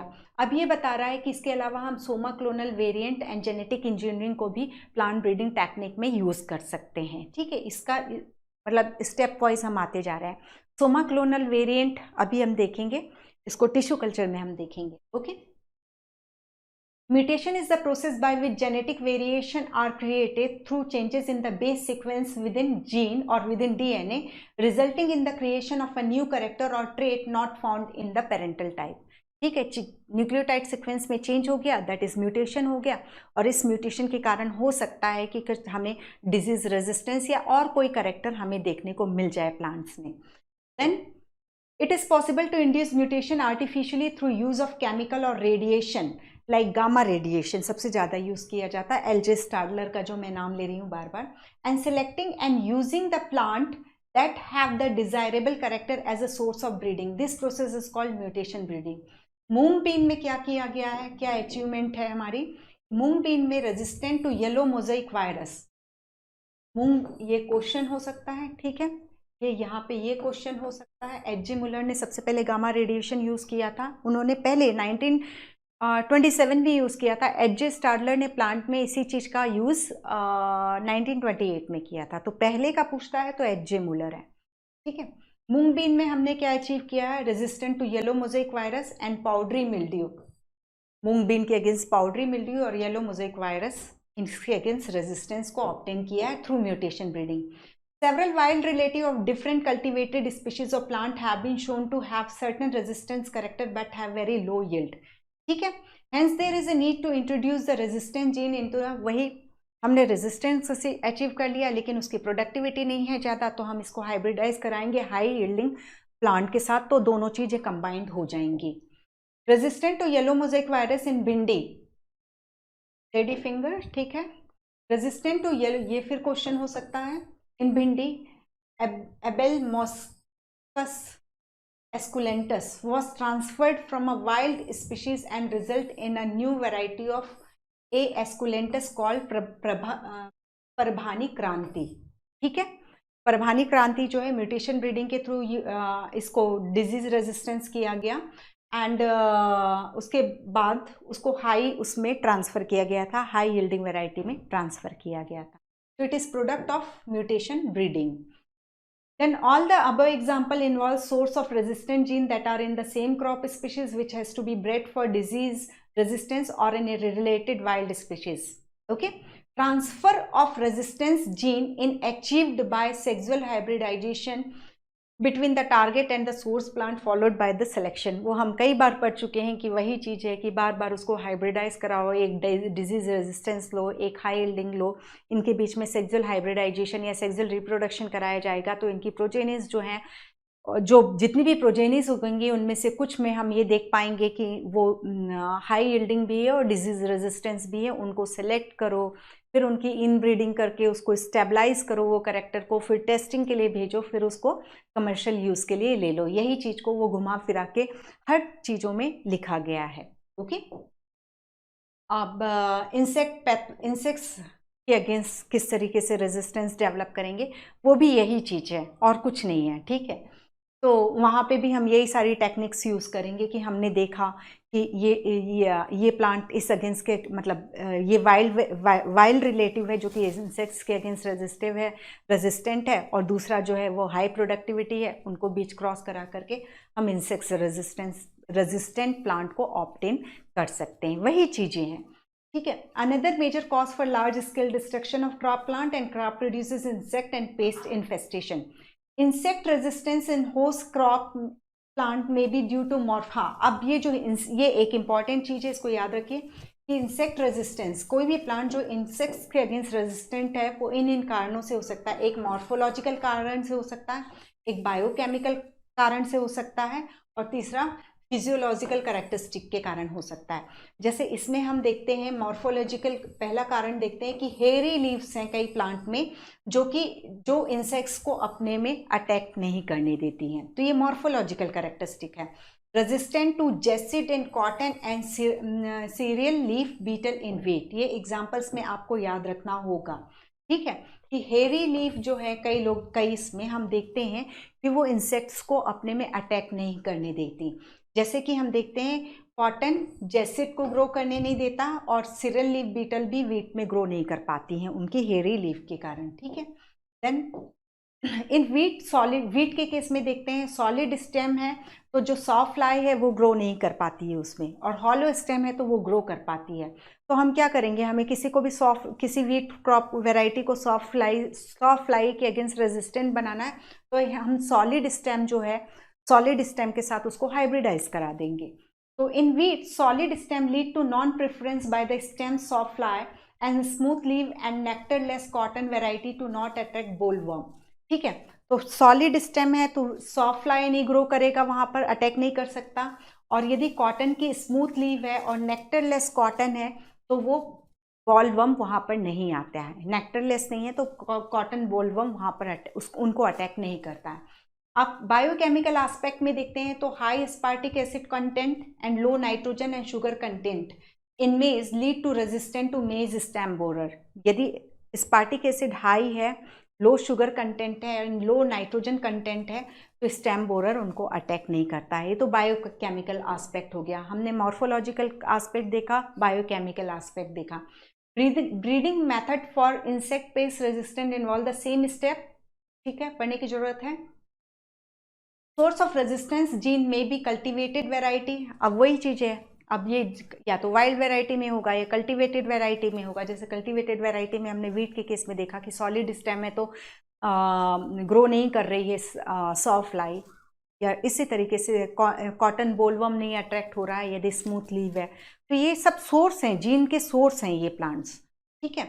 देन अब यहाँ फिर यही है वहाँ 5 प्लांट का नाम था और यहाँ सिर्फ 3 है। दैट इज टोटल आपको 8 प्लांट के नाम याद करने हैं और उनकी वैरायटी का नाम याद करना और इंसेक्ट पेस्ट का। तो वही Brassica, rapeseed mustard that is सफ़ेद सरसों जिसे बोला जाता है, पूसा गौरव उसकी वैरायटी है जो एफिड के अगेंस्ट रेजिस्टेंट है। Flat bean, Pusa Sem 2, Pusa Sem 3, jassid, aphid and fruit borer के अगेंस्ट रेजिस्टेंट है। Okra, bhindi, Pusa Swarna, Pusa Sawani and Pusa A4 fruit and fruit borer के अगेंस्ट रेजिस्टेंट। तो ये आपको याद करके रखना है। और हमने परभानी क्रांति देखा है वीट का, और जो कि येलो मोज़ेक वायरस के अगेंस्ट रेजिस्टेंट।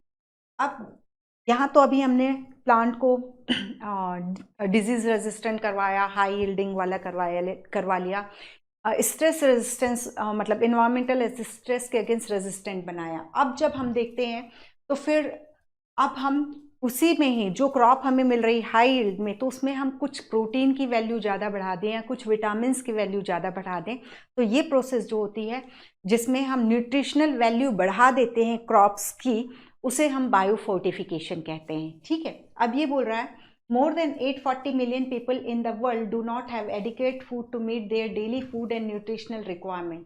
इतने सारे लोग, ठीक है, 840 मिलियंस लोगों को अभी भी ठीक से फूड नहीं मिल पा रहा है। और इसमें एक हम हिडन हंगर भी पढ़ते हैं, हिडन हंगर भी पढ़ते हैं। तो उसमें ये है कि लाइक हम पास्ता पिज़्ज़ा खाते रहें और सोचें कि हम हेल्दी हैं, तो नहीं, क्योंकि हमें विटामिन या मिनरल की डेफिशिएंसी हो जाएगी या प्रोटीन की डेफिशिएंसी हो जाएगी। तो हेल्दी फूड मतलब हिडन हंगर, आप खा पी रहे हो, आप अच्छे से रह रहे हो, लेकिन फिर भी आप में मिनरल डेफिशिएंसी या विटामिन डेफिशिएंसी या प्रोटीन या न्यूट्रिशनल डेफिशिएंसी हो रही है, तो इस तरीके की प्रॉब्लम को हम हिडन हंगर के नाम से जानते हैं। ठीक है, तो more than 840 million people in the world do not have adequate food to meet their daily food and nutritional requirement. A far greater number, 3 billion people, suffer from micronutrient, protein and vitamin deficiencies. This is also known as hidden hunger because they cannot afford to buy enough fruit and vegetable, legume, fish and meat. ये तो खरीद नहीं पा रहे हैं, but ऐसा भी हो सकता है कि आप खाना खा रहे हो लेकिन आपको कुछ चीज़ की डिफिशियंसी हो जाए, तो ये हेल्दी फूड खाना बहुत ज़रूरी होता है। ठीक है, then diet lacking essential micronutrient, particularly iron, vitamin A, iodine and zinc increase the risk for disease, reduce lifespan and reduce mental ability. Biofortification यही चीज होता है, breeding crop with higher level of vitamin and mineral और higher protein and healthier fat is the most practical mean to improve public health. Okay, biofortification मतलब इन सब चीज़ों इनका अमाउंट क्रॉप में या एग्रीकल्चर प्रोडक्ट में इंक्रीज कर देना बायोफोर्टिफिकेशन है।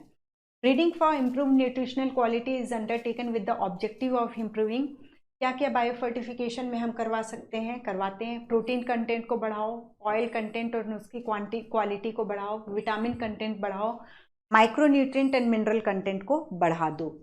अब फिर इसमें कुछ प्लांट्स के नाम आपको याद रखने होंगे जो IARI that is Indian agriculture research institute वगैरह ने रिलीज़ की है। ठीक है, तो कॉन्सेप्ट वाली चीज़ों में ज़्यादा प्रॉब्लम नहीं होती, याद करने वाली चीज़ों में प्रॉब्लम होती है, लेकिन एक चीज़ है कि हाँ, याद करना पड़ेगा। ठीक है, ये कोई शॉर्टकट नहीं ढूंढ सकते हैं कि हम कॉन्सेप्ट कर लें और मतलब मुझे ऐसा लगता है एक बार कॉन्सेप्ट समझ में आ जाती है तो वो कभी हम भूलते नहीं हैं। लेकिन जब कभी भी याद करने का काम मुझे भी पड़ता था तो मैंने यही टेक्निक की थी कि 5-6 दिन में उसको कंटिन्यूस वो पेज को उस पेज से होकर ज़रूर गुजरती थी। तो फिर इसके बाद फिर वो एक बार याद हो जाता था तो शायद उस समय के नाम अभी तक भी याद हैं। ओके, तो ज़रूर जहाँ पे भी मेमोरी बेस्ड चीज़ें हैं तो उनके लिए ये है कि कंटिन्यूस रिवीजन बहुत जरूरी। ओके, तो इन 2000 मेज hybrid that had twice the amount of amino acid, इसमें बायोफोर्टिफिकेशन के थ्रू मेज में लाइसिन एंड ट्रिप्टोफैन के अमाउंट को इंक्रीज किया गया है। ठीक है, एटलस 66, इसमें ये दोनों एमिनो एसिड से रिलेटेड क्वेश्चन AIPMT मतलब यदि मैं 2010 का भी क्वेश्चन पेपर देखूं तो इस पर क्वेश्चन मुझे मिलता है। ठीक है, wheat variety Atlas 66 having a high protein content has been used as a donor for improving cultivated wheat. ठीक है, then it has been possible to develop an iron fortified rice में आयरन का amount increase किया गया है over 5 times as much as as much iron as in commonly consume variety. Biofortification के थ्रू rice में हमने आयरन के अमाउंट को बढ़ाया गया है, मेज़ में हमने लाइसिन एंड ट्रिप्टोफैन को बढ़ा दिया है, और एटलस 66 जो है प्रोटीन फोर्टिफाइड वेराइटी है, मतलब उसमें प्रोटीन के कंटेंट को बढ़ाया गया है। अगेन मेज़ जो है लाइसिन एंड आर्जिनिन रिच किया गया है बायोफोर्टिफिकेशन प्रोसेस के थ्रू। एटलस 66 में प्रोटीन को बढ़ाया गया है और राइस में आयरन को बढ़ाया गया है, यही याद कर लो आप लोग। Okay, then the Indian Agriculture Research Institute New Delhi has also released several vegetable crop that are rich in vitamin and mineral। Vitamin A rich क्या क्या चीज़ें हैं? हम कैरेट देखते हैं, ऑलरेडी विटामिन ए रहता है, लेकिन उसको भी इन्हांस किया गया spinach and pumpkin. Vitamin C से सी रिच जो है बिटर गॉड, दैट इज करेला, खाओगे भी नहीं, यदि बढ़ाया भी होगा तो ठीक है। Bathua and mustard and tomato. Iron and calcium enrich spinach and bathua. Protein enrich bean broad, lablab and French and garden peas. ठीक है, तो यहाँ इनको तो याद कर लीजिए जितना, लेकिन आप एटलस एंड जो मेज़ का है ये देखा था हमने, इनका जरूर अच्छे से याद करके रखिए। Single cell protein. अब सिंगल सेल प्रोटीन में स्पाइरुलिना, आप लोगों ने जरूर इसका नाम सुना होगा। स्पाइरुलिना जो ब्लू ग्रीन एल्गी उसके कैप्सूल्स आते हैं, ठीक है, वो प्रोटीन और विटामिन रिच होती है अच्छी खासी।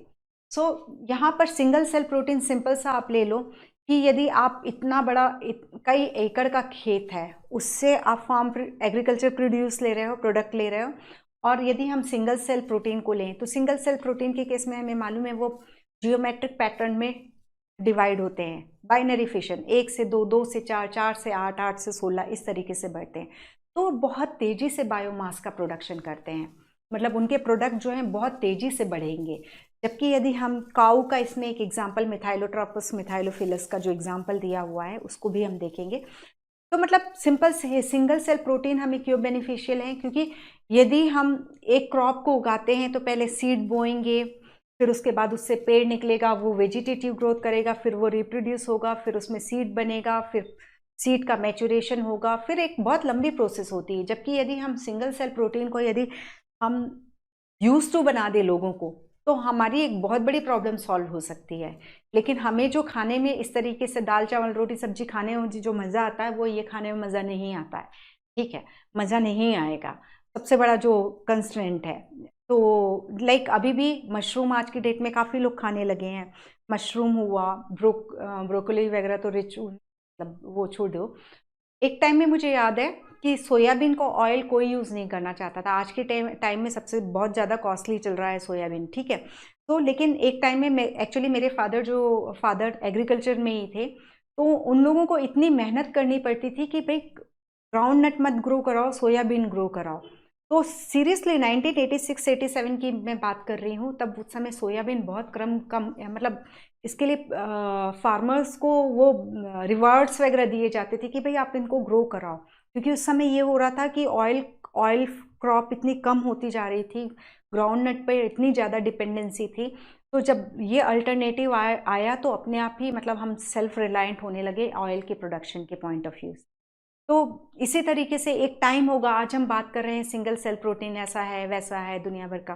चीज़ के केस में देखिए, चीज़ 99-2000 में चीज़ बहुत लोग नहीं खाते थे, लेकिन आज के टाइम में चीज़ इतना ज़्यादा खाया जाने लगा है, तो हो सकता है आज से 10-15 साल बाद ये सिंगल सेल प्रोटीन मेन हो जाएं। ठीक है, तो सिंपल सा रीज़न ये है कि ये जो बायोमास का प्रोडक्शन करते हैं बहुत फास्ट करते हैं, क्योंकि ये बाइनरी फिशन से डिवाइड होते हैं। ठीक है, तो यहाँ हम बात करते हैं conventional agriculture production of serial, pulses, vegetable, fruit etcetera may not be able to meet the demand of food at the rate at which human and animal population is increasing. ठीक है, the shift from grain to meat diet also create more demand for cereal, as it takes 3 to 10 kg of grain to produce 1 kg of meat by animal farming. Simple सा है, जो vegetarian है उनका तो ठीक, लेकिन जो मीट पर खाते हैं, मीट जो नॉनवेज डाइट लेते हैं, उनके केस में हमें फूड की डिमांड और बढ़ानी पड़ रही है। क्यों? क्योंकि यदि हमें 1 किलो मीट बनाना है तो उसके लिए हमें 3 से 10 किलो ग्रेन, 1 किलो मीट बनाने के लिए 3 से 10 किलो ग्रेन खिलाना पड़ता है। क्यों खिलाना पड़ता है? आपको मालूम ही है कि इकोलॉजी में हम जब फूड चेन पढ़ते हैं तो नेक्स्ट ट्रॉफिक लेवल पर केवल 10% ट्रांसफ़र होता है, 90% जो भी है वो प्लांट या जो भी उस लेवल में वो खुद यूज़ कर लेता है। जीपीपी माइनस जीपीपी जो ग्रॉस प्राइमरी प्रोडक्टिविटी है उसका 90% खुद ही यूज़ कर लेता है। तो इस वजह से जैसे 3 से 10 किलो खिलाया तो 1 किलो हमें मिल रहा है। तो जैसे जैसे हम फूड चेन में ऊपर जाते हैं प्रोडक्टिविटी जो है वो रिड्यूस हो जाती है। ठीक है, तो यही बोल रहा है, can you explain this statement in the light of your knowledge of food chain, कि केवल 10% ही जो है वो नेक्स्ट ट्रॉफिक लेवल को ट्रांसफ़र की जाती है। ठीक है, तो मोर देन 20 मतलब एक तरीके से यदि कोई 1 किलो मीट खा रहा है तो यानी वो समझ लो कि 3 से 10 किलो, वो जैसे चिकन है 3 से 10 किलो सपोज वो खाता है तब वो उससे हमें 1 किलो मीट मिल पाएगा। Okay, more than 25% of human populations is suffering from hunger and malnutrition. One of the alternate source of protein for animal and human nutrition is single cell protein. अब इसमें देखो इसका क्या है, microbes are being grown on an industry scale as source of good protein. ये single cell protein that is definitely ये microbes होंगे। Blue green algae like spirulina can be grown easily on material like waste water from potato processing plant. जो potato से हम जैसे chips वगैरह बना रहे हैं उससे जो पानी निकल रहा है उसमें ग्रो करा सकते हैं। स्ट्रॉ यानी जो खेत कट जाते हैं, जो उसके डंठल छूट जाते हैं, पैरा जिसे बोला जाता है, येलो येलो कलर का होता है, उसमें हम ग्रो करा सकते हैं। तो इनके लिए हमें सबस्ट्रेट तो कुछ भी मिल रहा है ग्रो कराने का, फिर क्यों नहीं यूज़ करें हम इसे। ठीक है, मोलासिस, जब शक्कर या गुड़ बनाया जाता है, चीनी या गुड़ बनाया जाता है, जो काला काला निकलता है वो मोलासिस होता है। एनिमल मैन्योर तक में, इवन सीवेज वाटर में भी इन्हें हम ग्रो करा सकते हैं। और स्पाइरुलिना जो है ये protein, mineral, fat, carbohydrate, vitamin सब में रिच्ड है, समृद्ध है। Incidentally such utilisation also reduces environmental pollution. अब यदि हम इनको इन सब चीज़ों में ग्रो करा रहे हैं तो उसको तो हम यूज़ करवा दे रहे हैं ना, इस प्रोसेस में डिग्रेड करवा दे रहे हैं, तो हम एनवायरमेंटल पॉल्यूशन से भी बच रहे हैं। लाइक हमने सीवेज में ग्रो कराया तो सीवेज में वो ग्रो कर रहा है तो वो ऑर्गेनिक सब्सटेंसेस को यूज़ करके सीवेज की बीओडी को अपने आप ही रिड्यूस कर रहा है, जो हम सीवेज ट्रीटमेंट प्लांट में पढ़ते हैं। Certain bacterial species like methylophilus methylotrophus, because of its high rate of biomass production, high rate of biomass production यही होगा क्योंकि ये बाइनरी फिशन करता है तो बहुत जल्दी जल्दी डिवाइड करके बहुत ज़्यादा अमाउंट में अपने आप को इंक्रीज कर लेता है। And growth can be expected to produce 25 ton of protein from 250 gram of Methylophilus। ठीक है, 250 ग्राम सेल है और उसमें हम 25 टन्स ऑफ प्रोटीन का प्रोडक्शन देख सकते हैं। जबकि एक गाय जो 250 किलोग्राम की है वो एक दिन में, एक दिन की बात, एक दिन का कंपैरिजन है, वो सिर्फ एक दिन में यदि हम उसमें प्रोटीन का अमाउंट देखें तो वो सिर्फ 200 ग्राम प्रोटीन प्रोड्यूस कर। ठीक है, तो यहाँ टाइम सेविंग भी है और प्रोडक्टिविटी भी बहुत ज़्यादा है यदि सिंगल सेल प्रोटीन की बात करते हैं। The fact that edible mushroom are eaten by many people and large scale mushroom culture is a growing industry makes it believable that microscopic fungi too would become acceptable as food.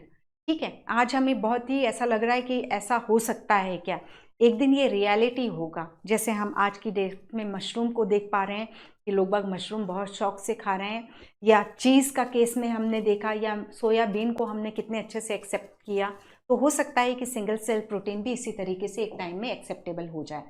Then tissue culture, tissue culture यानी simple सा है इसकी concept में कि जैसे ये है, मैंने एक ये प्लांट है इसका इतना पार्ट लिया और इसको एक कल्चर मीडियम में ग्रो कराया। कल्चर मीडियम में देखो ये प्लांट का पार्ट है लेकिन ये फोटोसिंथेसिस नहीं कर सकता, तो मुझे इसको सब चीज़ रेडीमेड सप्लाई करना पड़ेगा, सब चीज़ बना के देना पड़ेगा, कार्बन सोर्स देना पड़ेगा जो सुक्रोज के रूप में होता है, एमिनो एसिड्स देना पड़ेंगे, कुछ प्लांट हार्मोन देना पड़ेगा, तो इसको सब कुछ मिलेगा तो ये भी अपना डिवाइड होगा और अनडिफ्रेंशिएटेड मास ऑफ सेल बनाएगा जिसे हम कैलस कहते हैं।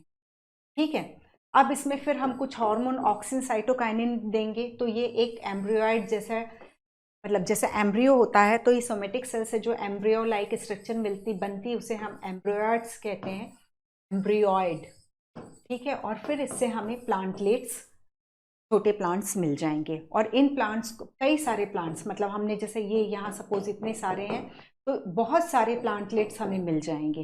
तो ये एक फास्ट है, इसमें ये नहीं हुआ कि अभी सेक्सुअल रिप्रोडक्शन हुआ, अभी सीड बनेगा फिर सीड बोएंगे, इतनी लंबी प्रोसेस नहीं हुई। टिश्यू कल्चर में सिंपल, हमने एक प्लांट पार्ट को कल्चर किया, प्लांट पार्ट जिससे हमने कट किया था उसको हमने क्या कहा, एक्सप्लांट कहा, ठीक है। फिर इसको इसकी रिक्वायरमेंट की सारी चीज़ें दी, उसमें सेल्स डिवाइड हुई और सेल्स डिवाइड हुई और ये सेल्स डिवाइड होकर के कैलस प्रोड्यूस की।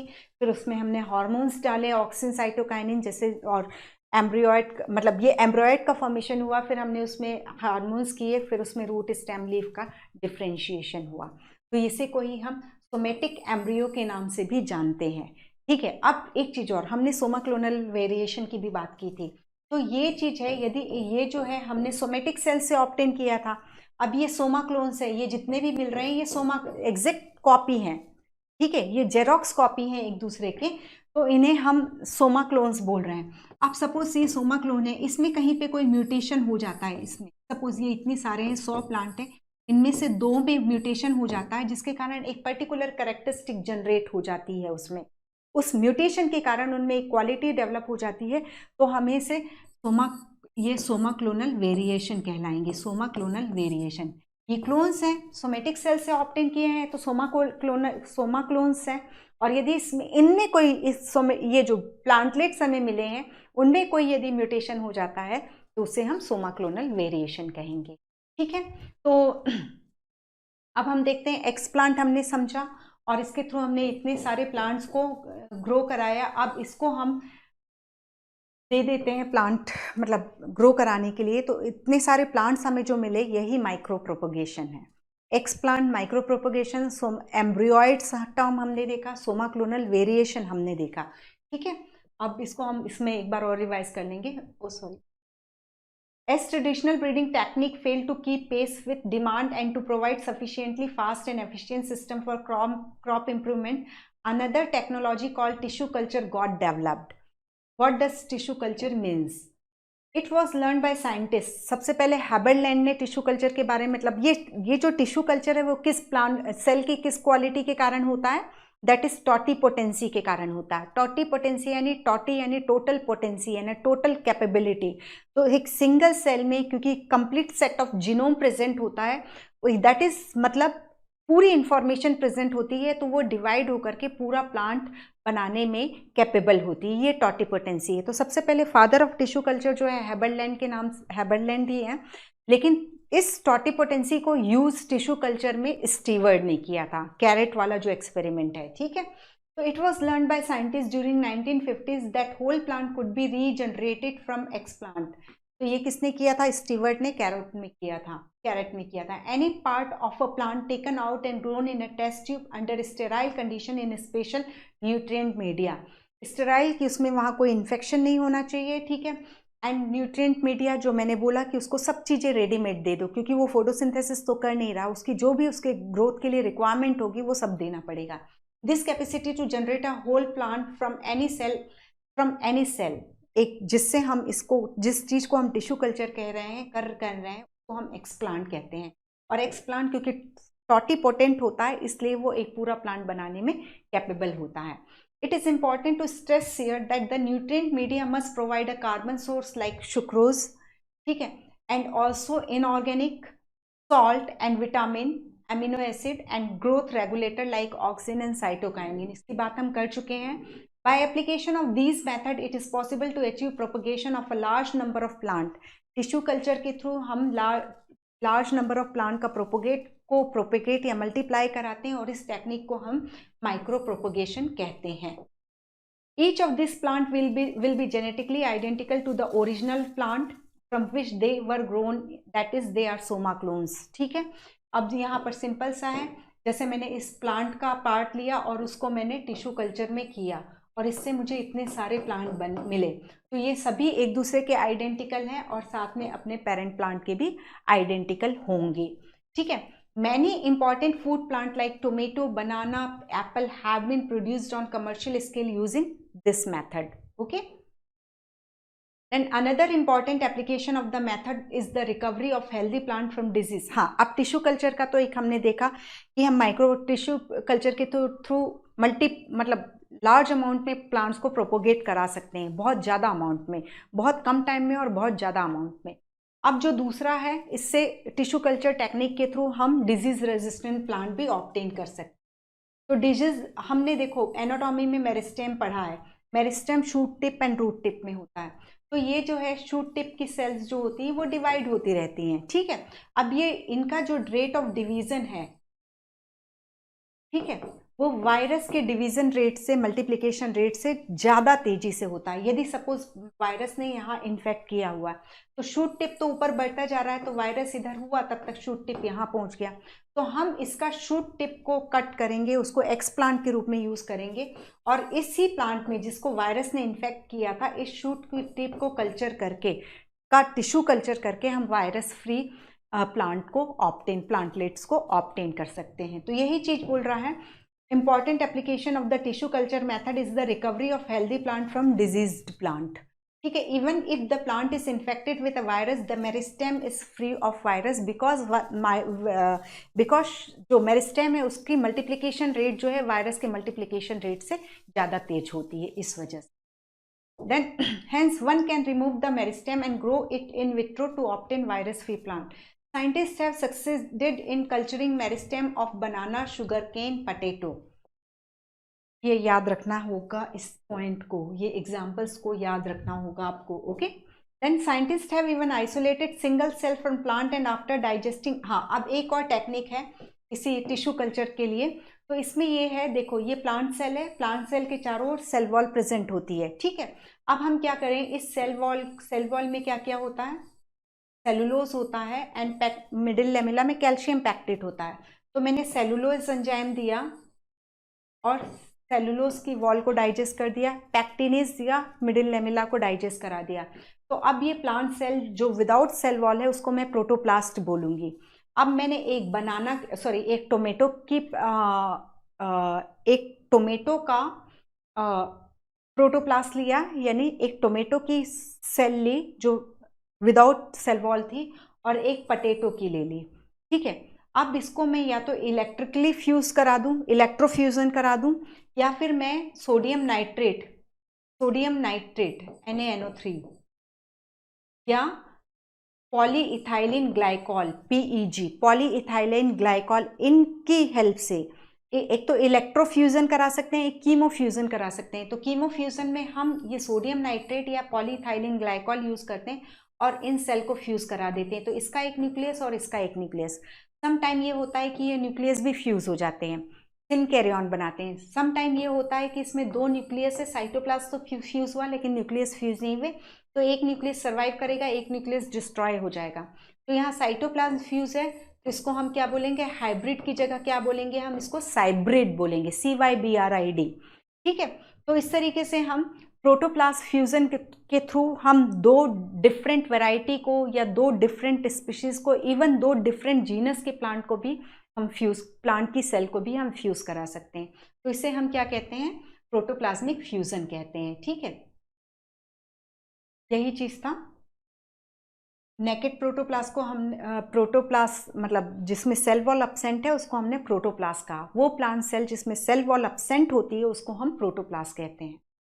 Isolated protoplast from two different variety of plant each having a desirable characteristic can be fused to get hybrid protoplast which can be further grown to form a new plant. तो यदि nucleus fuse हो जाते हैं तो ऐसे plant में दोनों की कैरेक्टरिस्टिक होगी, ठीक है। This hybrid are called somatic hybrid. हमने कोई दो सोमेटिक सेल ली थी, ठीक है, तो इन्हें हम सोमेटिक हाइब्रिड कहते हैं, and while the process is called somatic hybridization, ठीक है। Then imagine a situation when a protoplasm of tomato is fused with that of potato and then they are grown to form new hybrid plant combining the tomato and potato, दोनों की characteristic उसमें present हो। Well, this has been achieved, ये किया गया है, लेकिन जो प्लांट मिला उसमें डिजायरेबल कैरेक्टरिस्टिक नहीं आ पाई। जैसे कि हमने प्लांट ब्रीडिंग में पढ़ा है कि हम हाइब्रिडाइजेशन करा रहे हैं, 1000 प्लांट मिले, उसमें से कुछ ही प्लांट है जिनमें डिजायरेबल कैरेक्टरिस्टिक आए। तो यहाँ पे भी ये है कि हमने फ्यूज़ कराया, फ्यूज़न हुआ, लेकिन वो प्लांट में डिज़ायरेबल कैरेक्टरिस्टिक नहीं आई। एक चीज़ याद रखिए, हमने एक चीज़ और पढ़ा था, that is sexual reproduction in plant में पॉलन पिस्टिल इंटरेक्शन, ठीक है। तो पॉलन पिस्टिल इंटरेक्शन हमने एक चीज़ देखा था, और इसके अलावा एपोमिक्टिक सीड की बात की थी, एपोमिक्टिक जीन की भी बात की थी। और अब यहाँ पर हम ये सोमेटिक हाइब्रिडाइजेशन देख रहे हैं। तो क्योंकि देखो हम कई बार हम बात करके आ चुके हैं कि प्लांट जो नेचर जो है वो इंटर स्पेसिफिक हाइब्रिडाइजेशन को प्रमोट नहीं करती है। यदि by the way interspecific hybridization जैसे खच्चर का या म्यूल का प्रोडक्शन हो भी जाता है तो म्यूल जो है वो स्टेराइल हो जाता है क्योंकि उनके जीनोम से डिफरेंट है, तो वो गैमेटोजेनेसिस के प्रोसेस में नहीं जा पाता। तो ये जो हम पोलन पिस्टिल इंट्रैक्शन है या एपोमिक्टिक सीड है या सोमेटिक हाइब्रिडाइजेशन है, ये टेक्निक्स हम इसीलिए यूज़ कर रहे हैं कि इस बैरियर को जो इंटर स्पेसिफिक हाइब्रिडाइजेशन में फेलियर मिलती है उसको हम किसी तरीके से क्रॉस कर सकें। ठीक है, तो इसीलिए ये सब सॉल्यूशन ढूंढे जा रहे हैं। देन अब समरी, इसकी तो बहुत छोटी सी समरी है। That is animal husbandry is the practice of taking care and breeding domestic animal by applying scientific principle. Simple सी डेफिनेशन है। ठीक है, Animal husbandry is the practice of taking care and breeding domestic animal by applying scientific principle. The ever-increasing demand of food from animal and animal product, both in term of quality and quantity, has been met by good animal husbandry practices. This practice, management of farm and farm animal, ठीक है, कि दूध spoil नहीं हो, कि egg मिल रहे हैं तो वो ब्रोक ना हो, और जो क्वालिटी है उनकी बड़ी अच्छी हो, उनमें उनको वैक्सीनेट करा के रखा जाए, उनके एरिया जहाँ इनको हम मतलब रखते हैं वो हाइजीनिक हो, ये सारी चीज़ें हमें ध्यान देनी होती हैं। एनिमल ब्रीडिंग की किस तरीके से हम ऐसे पेरेंट्स चूज़ करें जिनमें डिजीज़ रेजिस्टेंट भी हो और हाई प्रोडक्टिविटी भी हो, तो ये सारी चीज़ों की बात हो रही है ये। In view of the high nutritive value of honey and its medicinal importance, there has been a remarkable growth in practice of beekeeping और apiculture. एपिकल्चर, क्योंकि हनी को हम मेडिसिन में बहुत ज़्यादा यूज़ कर रहे हैं और हमने बात भी की थी कि आयुर्वेदिक मेडिसिन में हनी की बहुत इंपॉर्टेंस होती है, और हनी को हनी में जो वैक्स मिलता है उसका कॉस्मेटिक प्रोडक्ट्स में उसका बहुत यूज़ होने के कारण अभी एकदम एपिकल्चर है बहुत ज़्यादा लोग करने लगे हैं। तो यहाँ ये याद करना पड़ेगा एपिकल्चर क्यों इतना ज़्यादा देखने को मिल रहा है। एक मेडिसिनल इंपॉर्टेंस हनी की और दूसरा वैक्स की, उसकी कॉस्मेटिक इंडस्ट्री में importance. Fishery is another flourishing industry meeting the ever increasing demand for fish product and other aquatic food. तो एक्वाकल्चर में हमने देखा था, तो और जिसके से रिलेटेड हमने ब्लू रिवोल्यूशन की बात की। वाइट रिवोल्यूशन जो है मिल्क की फ्लडिंग, मिल्क के रिलेशन में रहता है, तो ब्लू जो है एक्वाकल्चर से रिलेटेड है। प्लांट ब्रीडिंग में be use to create variety which are resistant to pathogen and to insect pests. This increase the yield of the food. This method has also been used to increase the protein content of the plant food and thereby enhance the quality of food. That is, this is talking about biofortification. In India, several variety of different crop plant have been produced. All these measures enhance the production of food. Technique of tissue culture and somatic hybridization offer vast potential for manipulation of plant in vitro to produce new varieties. अब इसके अलावा एक चीज़ और है, haploid androgenic plant. तो जैसे हम pollen grain tissue culture में ही हम इसको पढ़ते हैं। पॉलन ग्रेन को यदि हम कल्चर करें तो पॉलन ग्रेन हैप्लॉइड होता है। तो पॉलन ग्रेन में जो भी suppose capital T, capital R, capital J, 3-4 चीज़ की करेक्टरिस्टिक है और हम इसे सीधे डिप्लॉयड में कन्वर्ट कर दें, तो एंड्रोजेनिक प्लांट पॉलन कल्चर जो गुहा एंड माहेश्वरी ने धतूरा के प्लांट में किया था। ठीक है, तो पॉलन कल्चर के थ्रू हम प्योर होमोजाइगस प्लांट ऑब्टेन कर सकते हैं, क्योंकि पॉलन जो है वो हैप्लॉइड है और फिर हम इसमें कॉल्चिसिन वगैरह अप्लाई करके हम इसे डिप्लॉयड में कन्वर्ट कर सकते हैं। तो एंड्रोजेनिक प्लांट जो हैं पॉलन ग्रेन के कल्चर से ऑब्टेन किए जाते हैं। एक इस पॉइंट को भी याद रखिएगा। और गुहा एंड माहेश्वरी ने सबसे पहले पॉलन कल्चर पर काम किया था, एंड्रोजेनिक प्लांट्स ऑब्टेन किए। ठीक है, तो ये था। तो यहाँ नॉरिन टैंजिन, डीजी वूजन, एटलस 66 बायोफोर्टिफिकेशन में हमने इसे पढ़ा। ठीक है, मेज में लाइसिन एंड आर्जिनिन के अमाउंट को इंक्रीज़ किया गया है। एटलस 66 में प्रोटीन के अमाउंट को इंक्रीज़ किया गया है। और जया, रत्ना के अलावा सोनालिका, कल्याण, सोना। ठीक है, एक चीज़ और याद रखिएगा कि जो नॉर्मन बोरलॉग हैं जिन्होंने वीट की ड्रॉप वेराइटी को ऑब्टेन किया था, उन्होंने लर्मा 64 एंड सोनारा 64 वेराइटीज़ बनाई थी। लेकिन उसका रेड कलर था, उस वीट का रेड कलर था, तो इंडिया में एक्सेप्ट नहीं किया गया। तो इंडिया में इन सोनारा 64 और लर्मा 64 को गामा रेडिएशन से इरेडिएट करके उससे शरबती सोनारा, सोनारा 64 से शरबती सोनारा बनाया गया था, और लर्मा 64 से वो गामा रेडिएशन से इरेडिएट करके पूसा लर्मा बनाया गया था। तो इनका वीट अंबर कलर का था। तो रेड वीट हम पसंद नहीं कर रहे थे, अंबर वीट को हमने एक्सेप्ट किया। ओके, तो ये सारी चीज़ें हैं इसमें। मिथाइलोफिलस मिथाइलोट्रोपस का जो डेटा है वो ज़रूर याद रखिए। एनिमल हस्बेंड्री में जो हमने शुरू में पढ़ा था कि 70% कैटल्स जो हैं इंडिया और चाइना के पास हैं, लेकिन डेटाज जितने भी हैं वो ज़रूर करो कि 70% पॉपुलेशन होते हुए भी फार्म प्रोड्यूस हम सिर्फ 25% कंट्रीब्यूट करते हैं। तो ये सारी चीज़ें, और सीक्वेंस, प्लांट ब्रीडिंग में सीक्वेंस ज़रूर याद रखना कि किस स्टेप के बाद क्या स्टेप दोहराया जाता है। Okay, thank you, take care.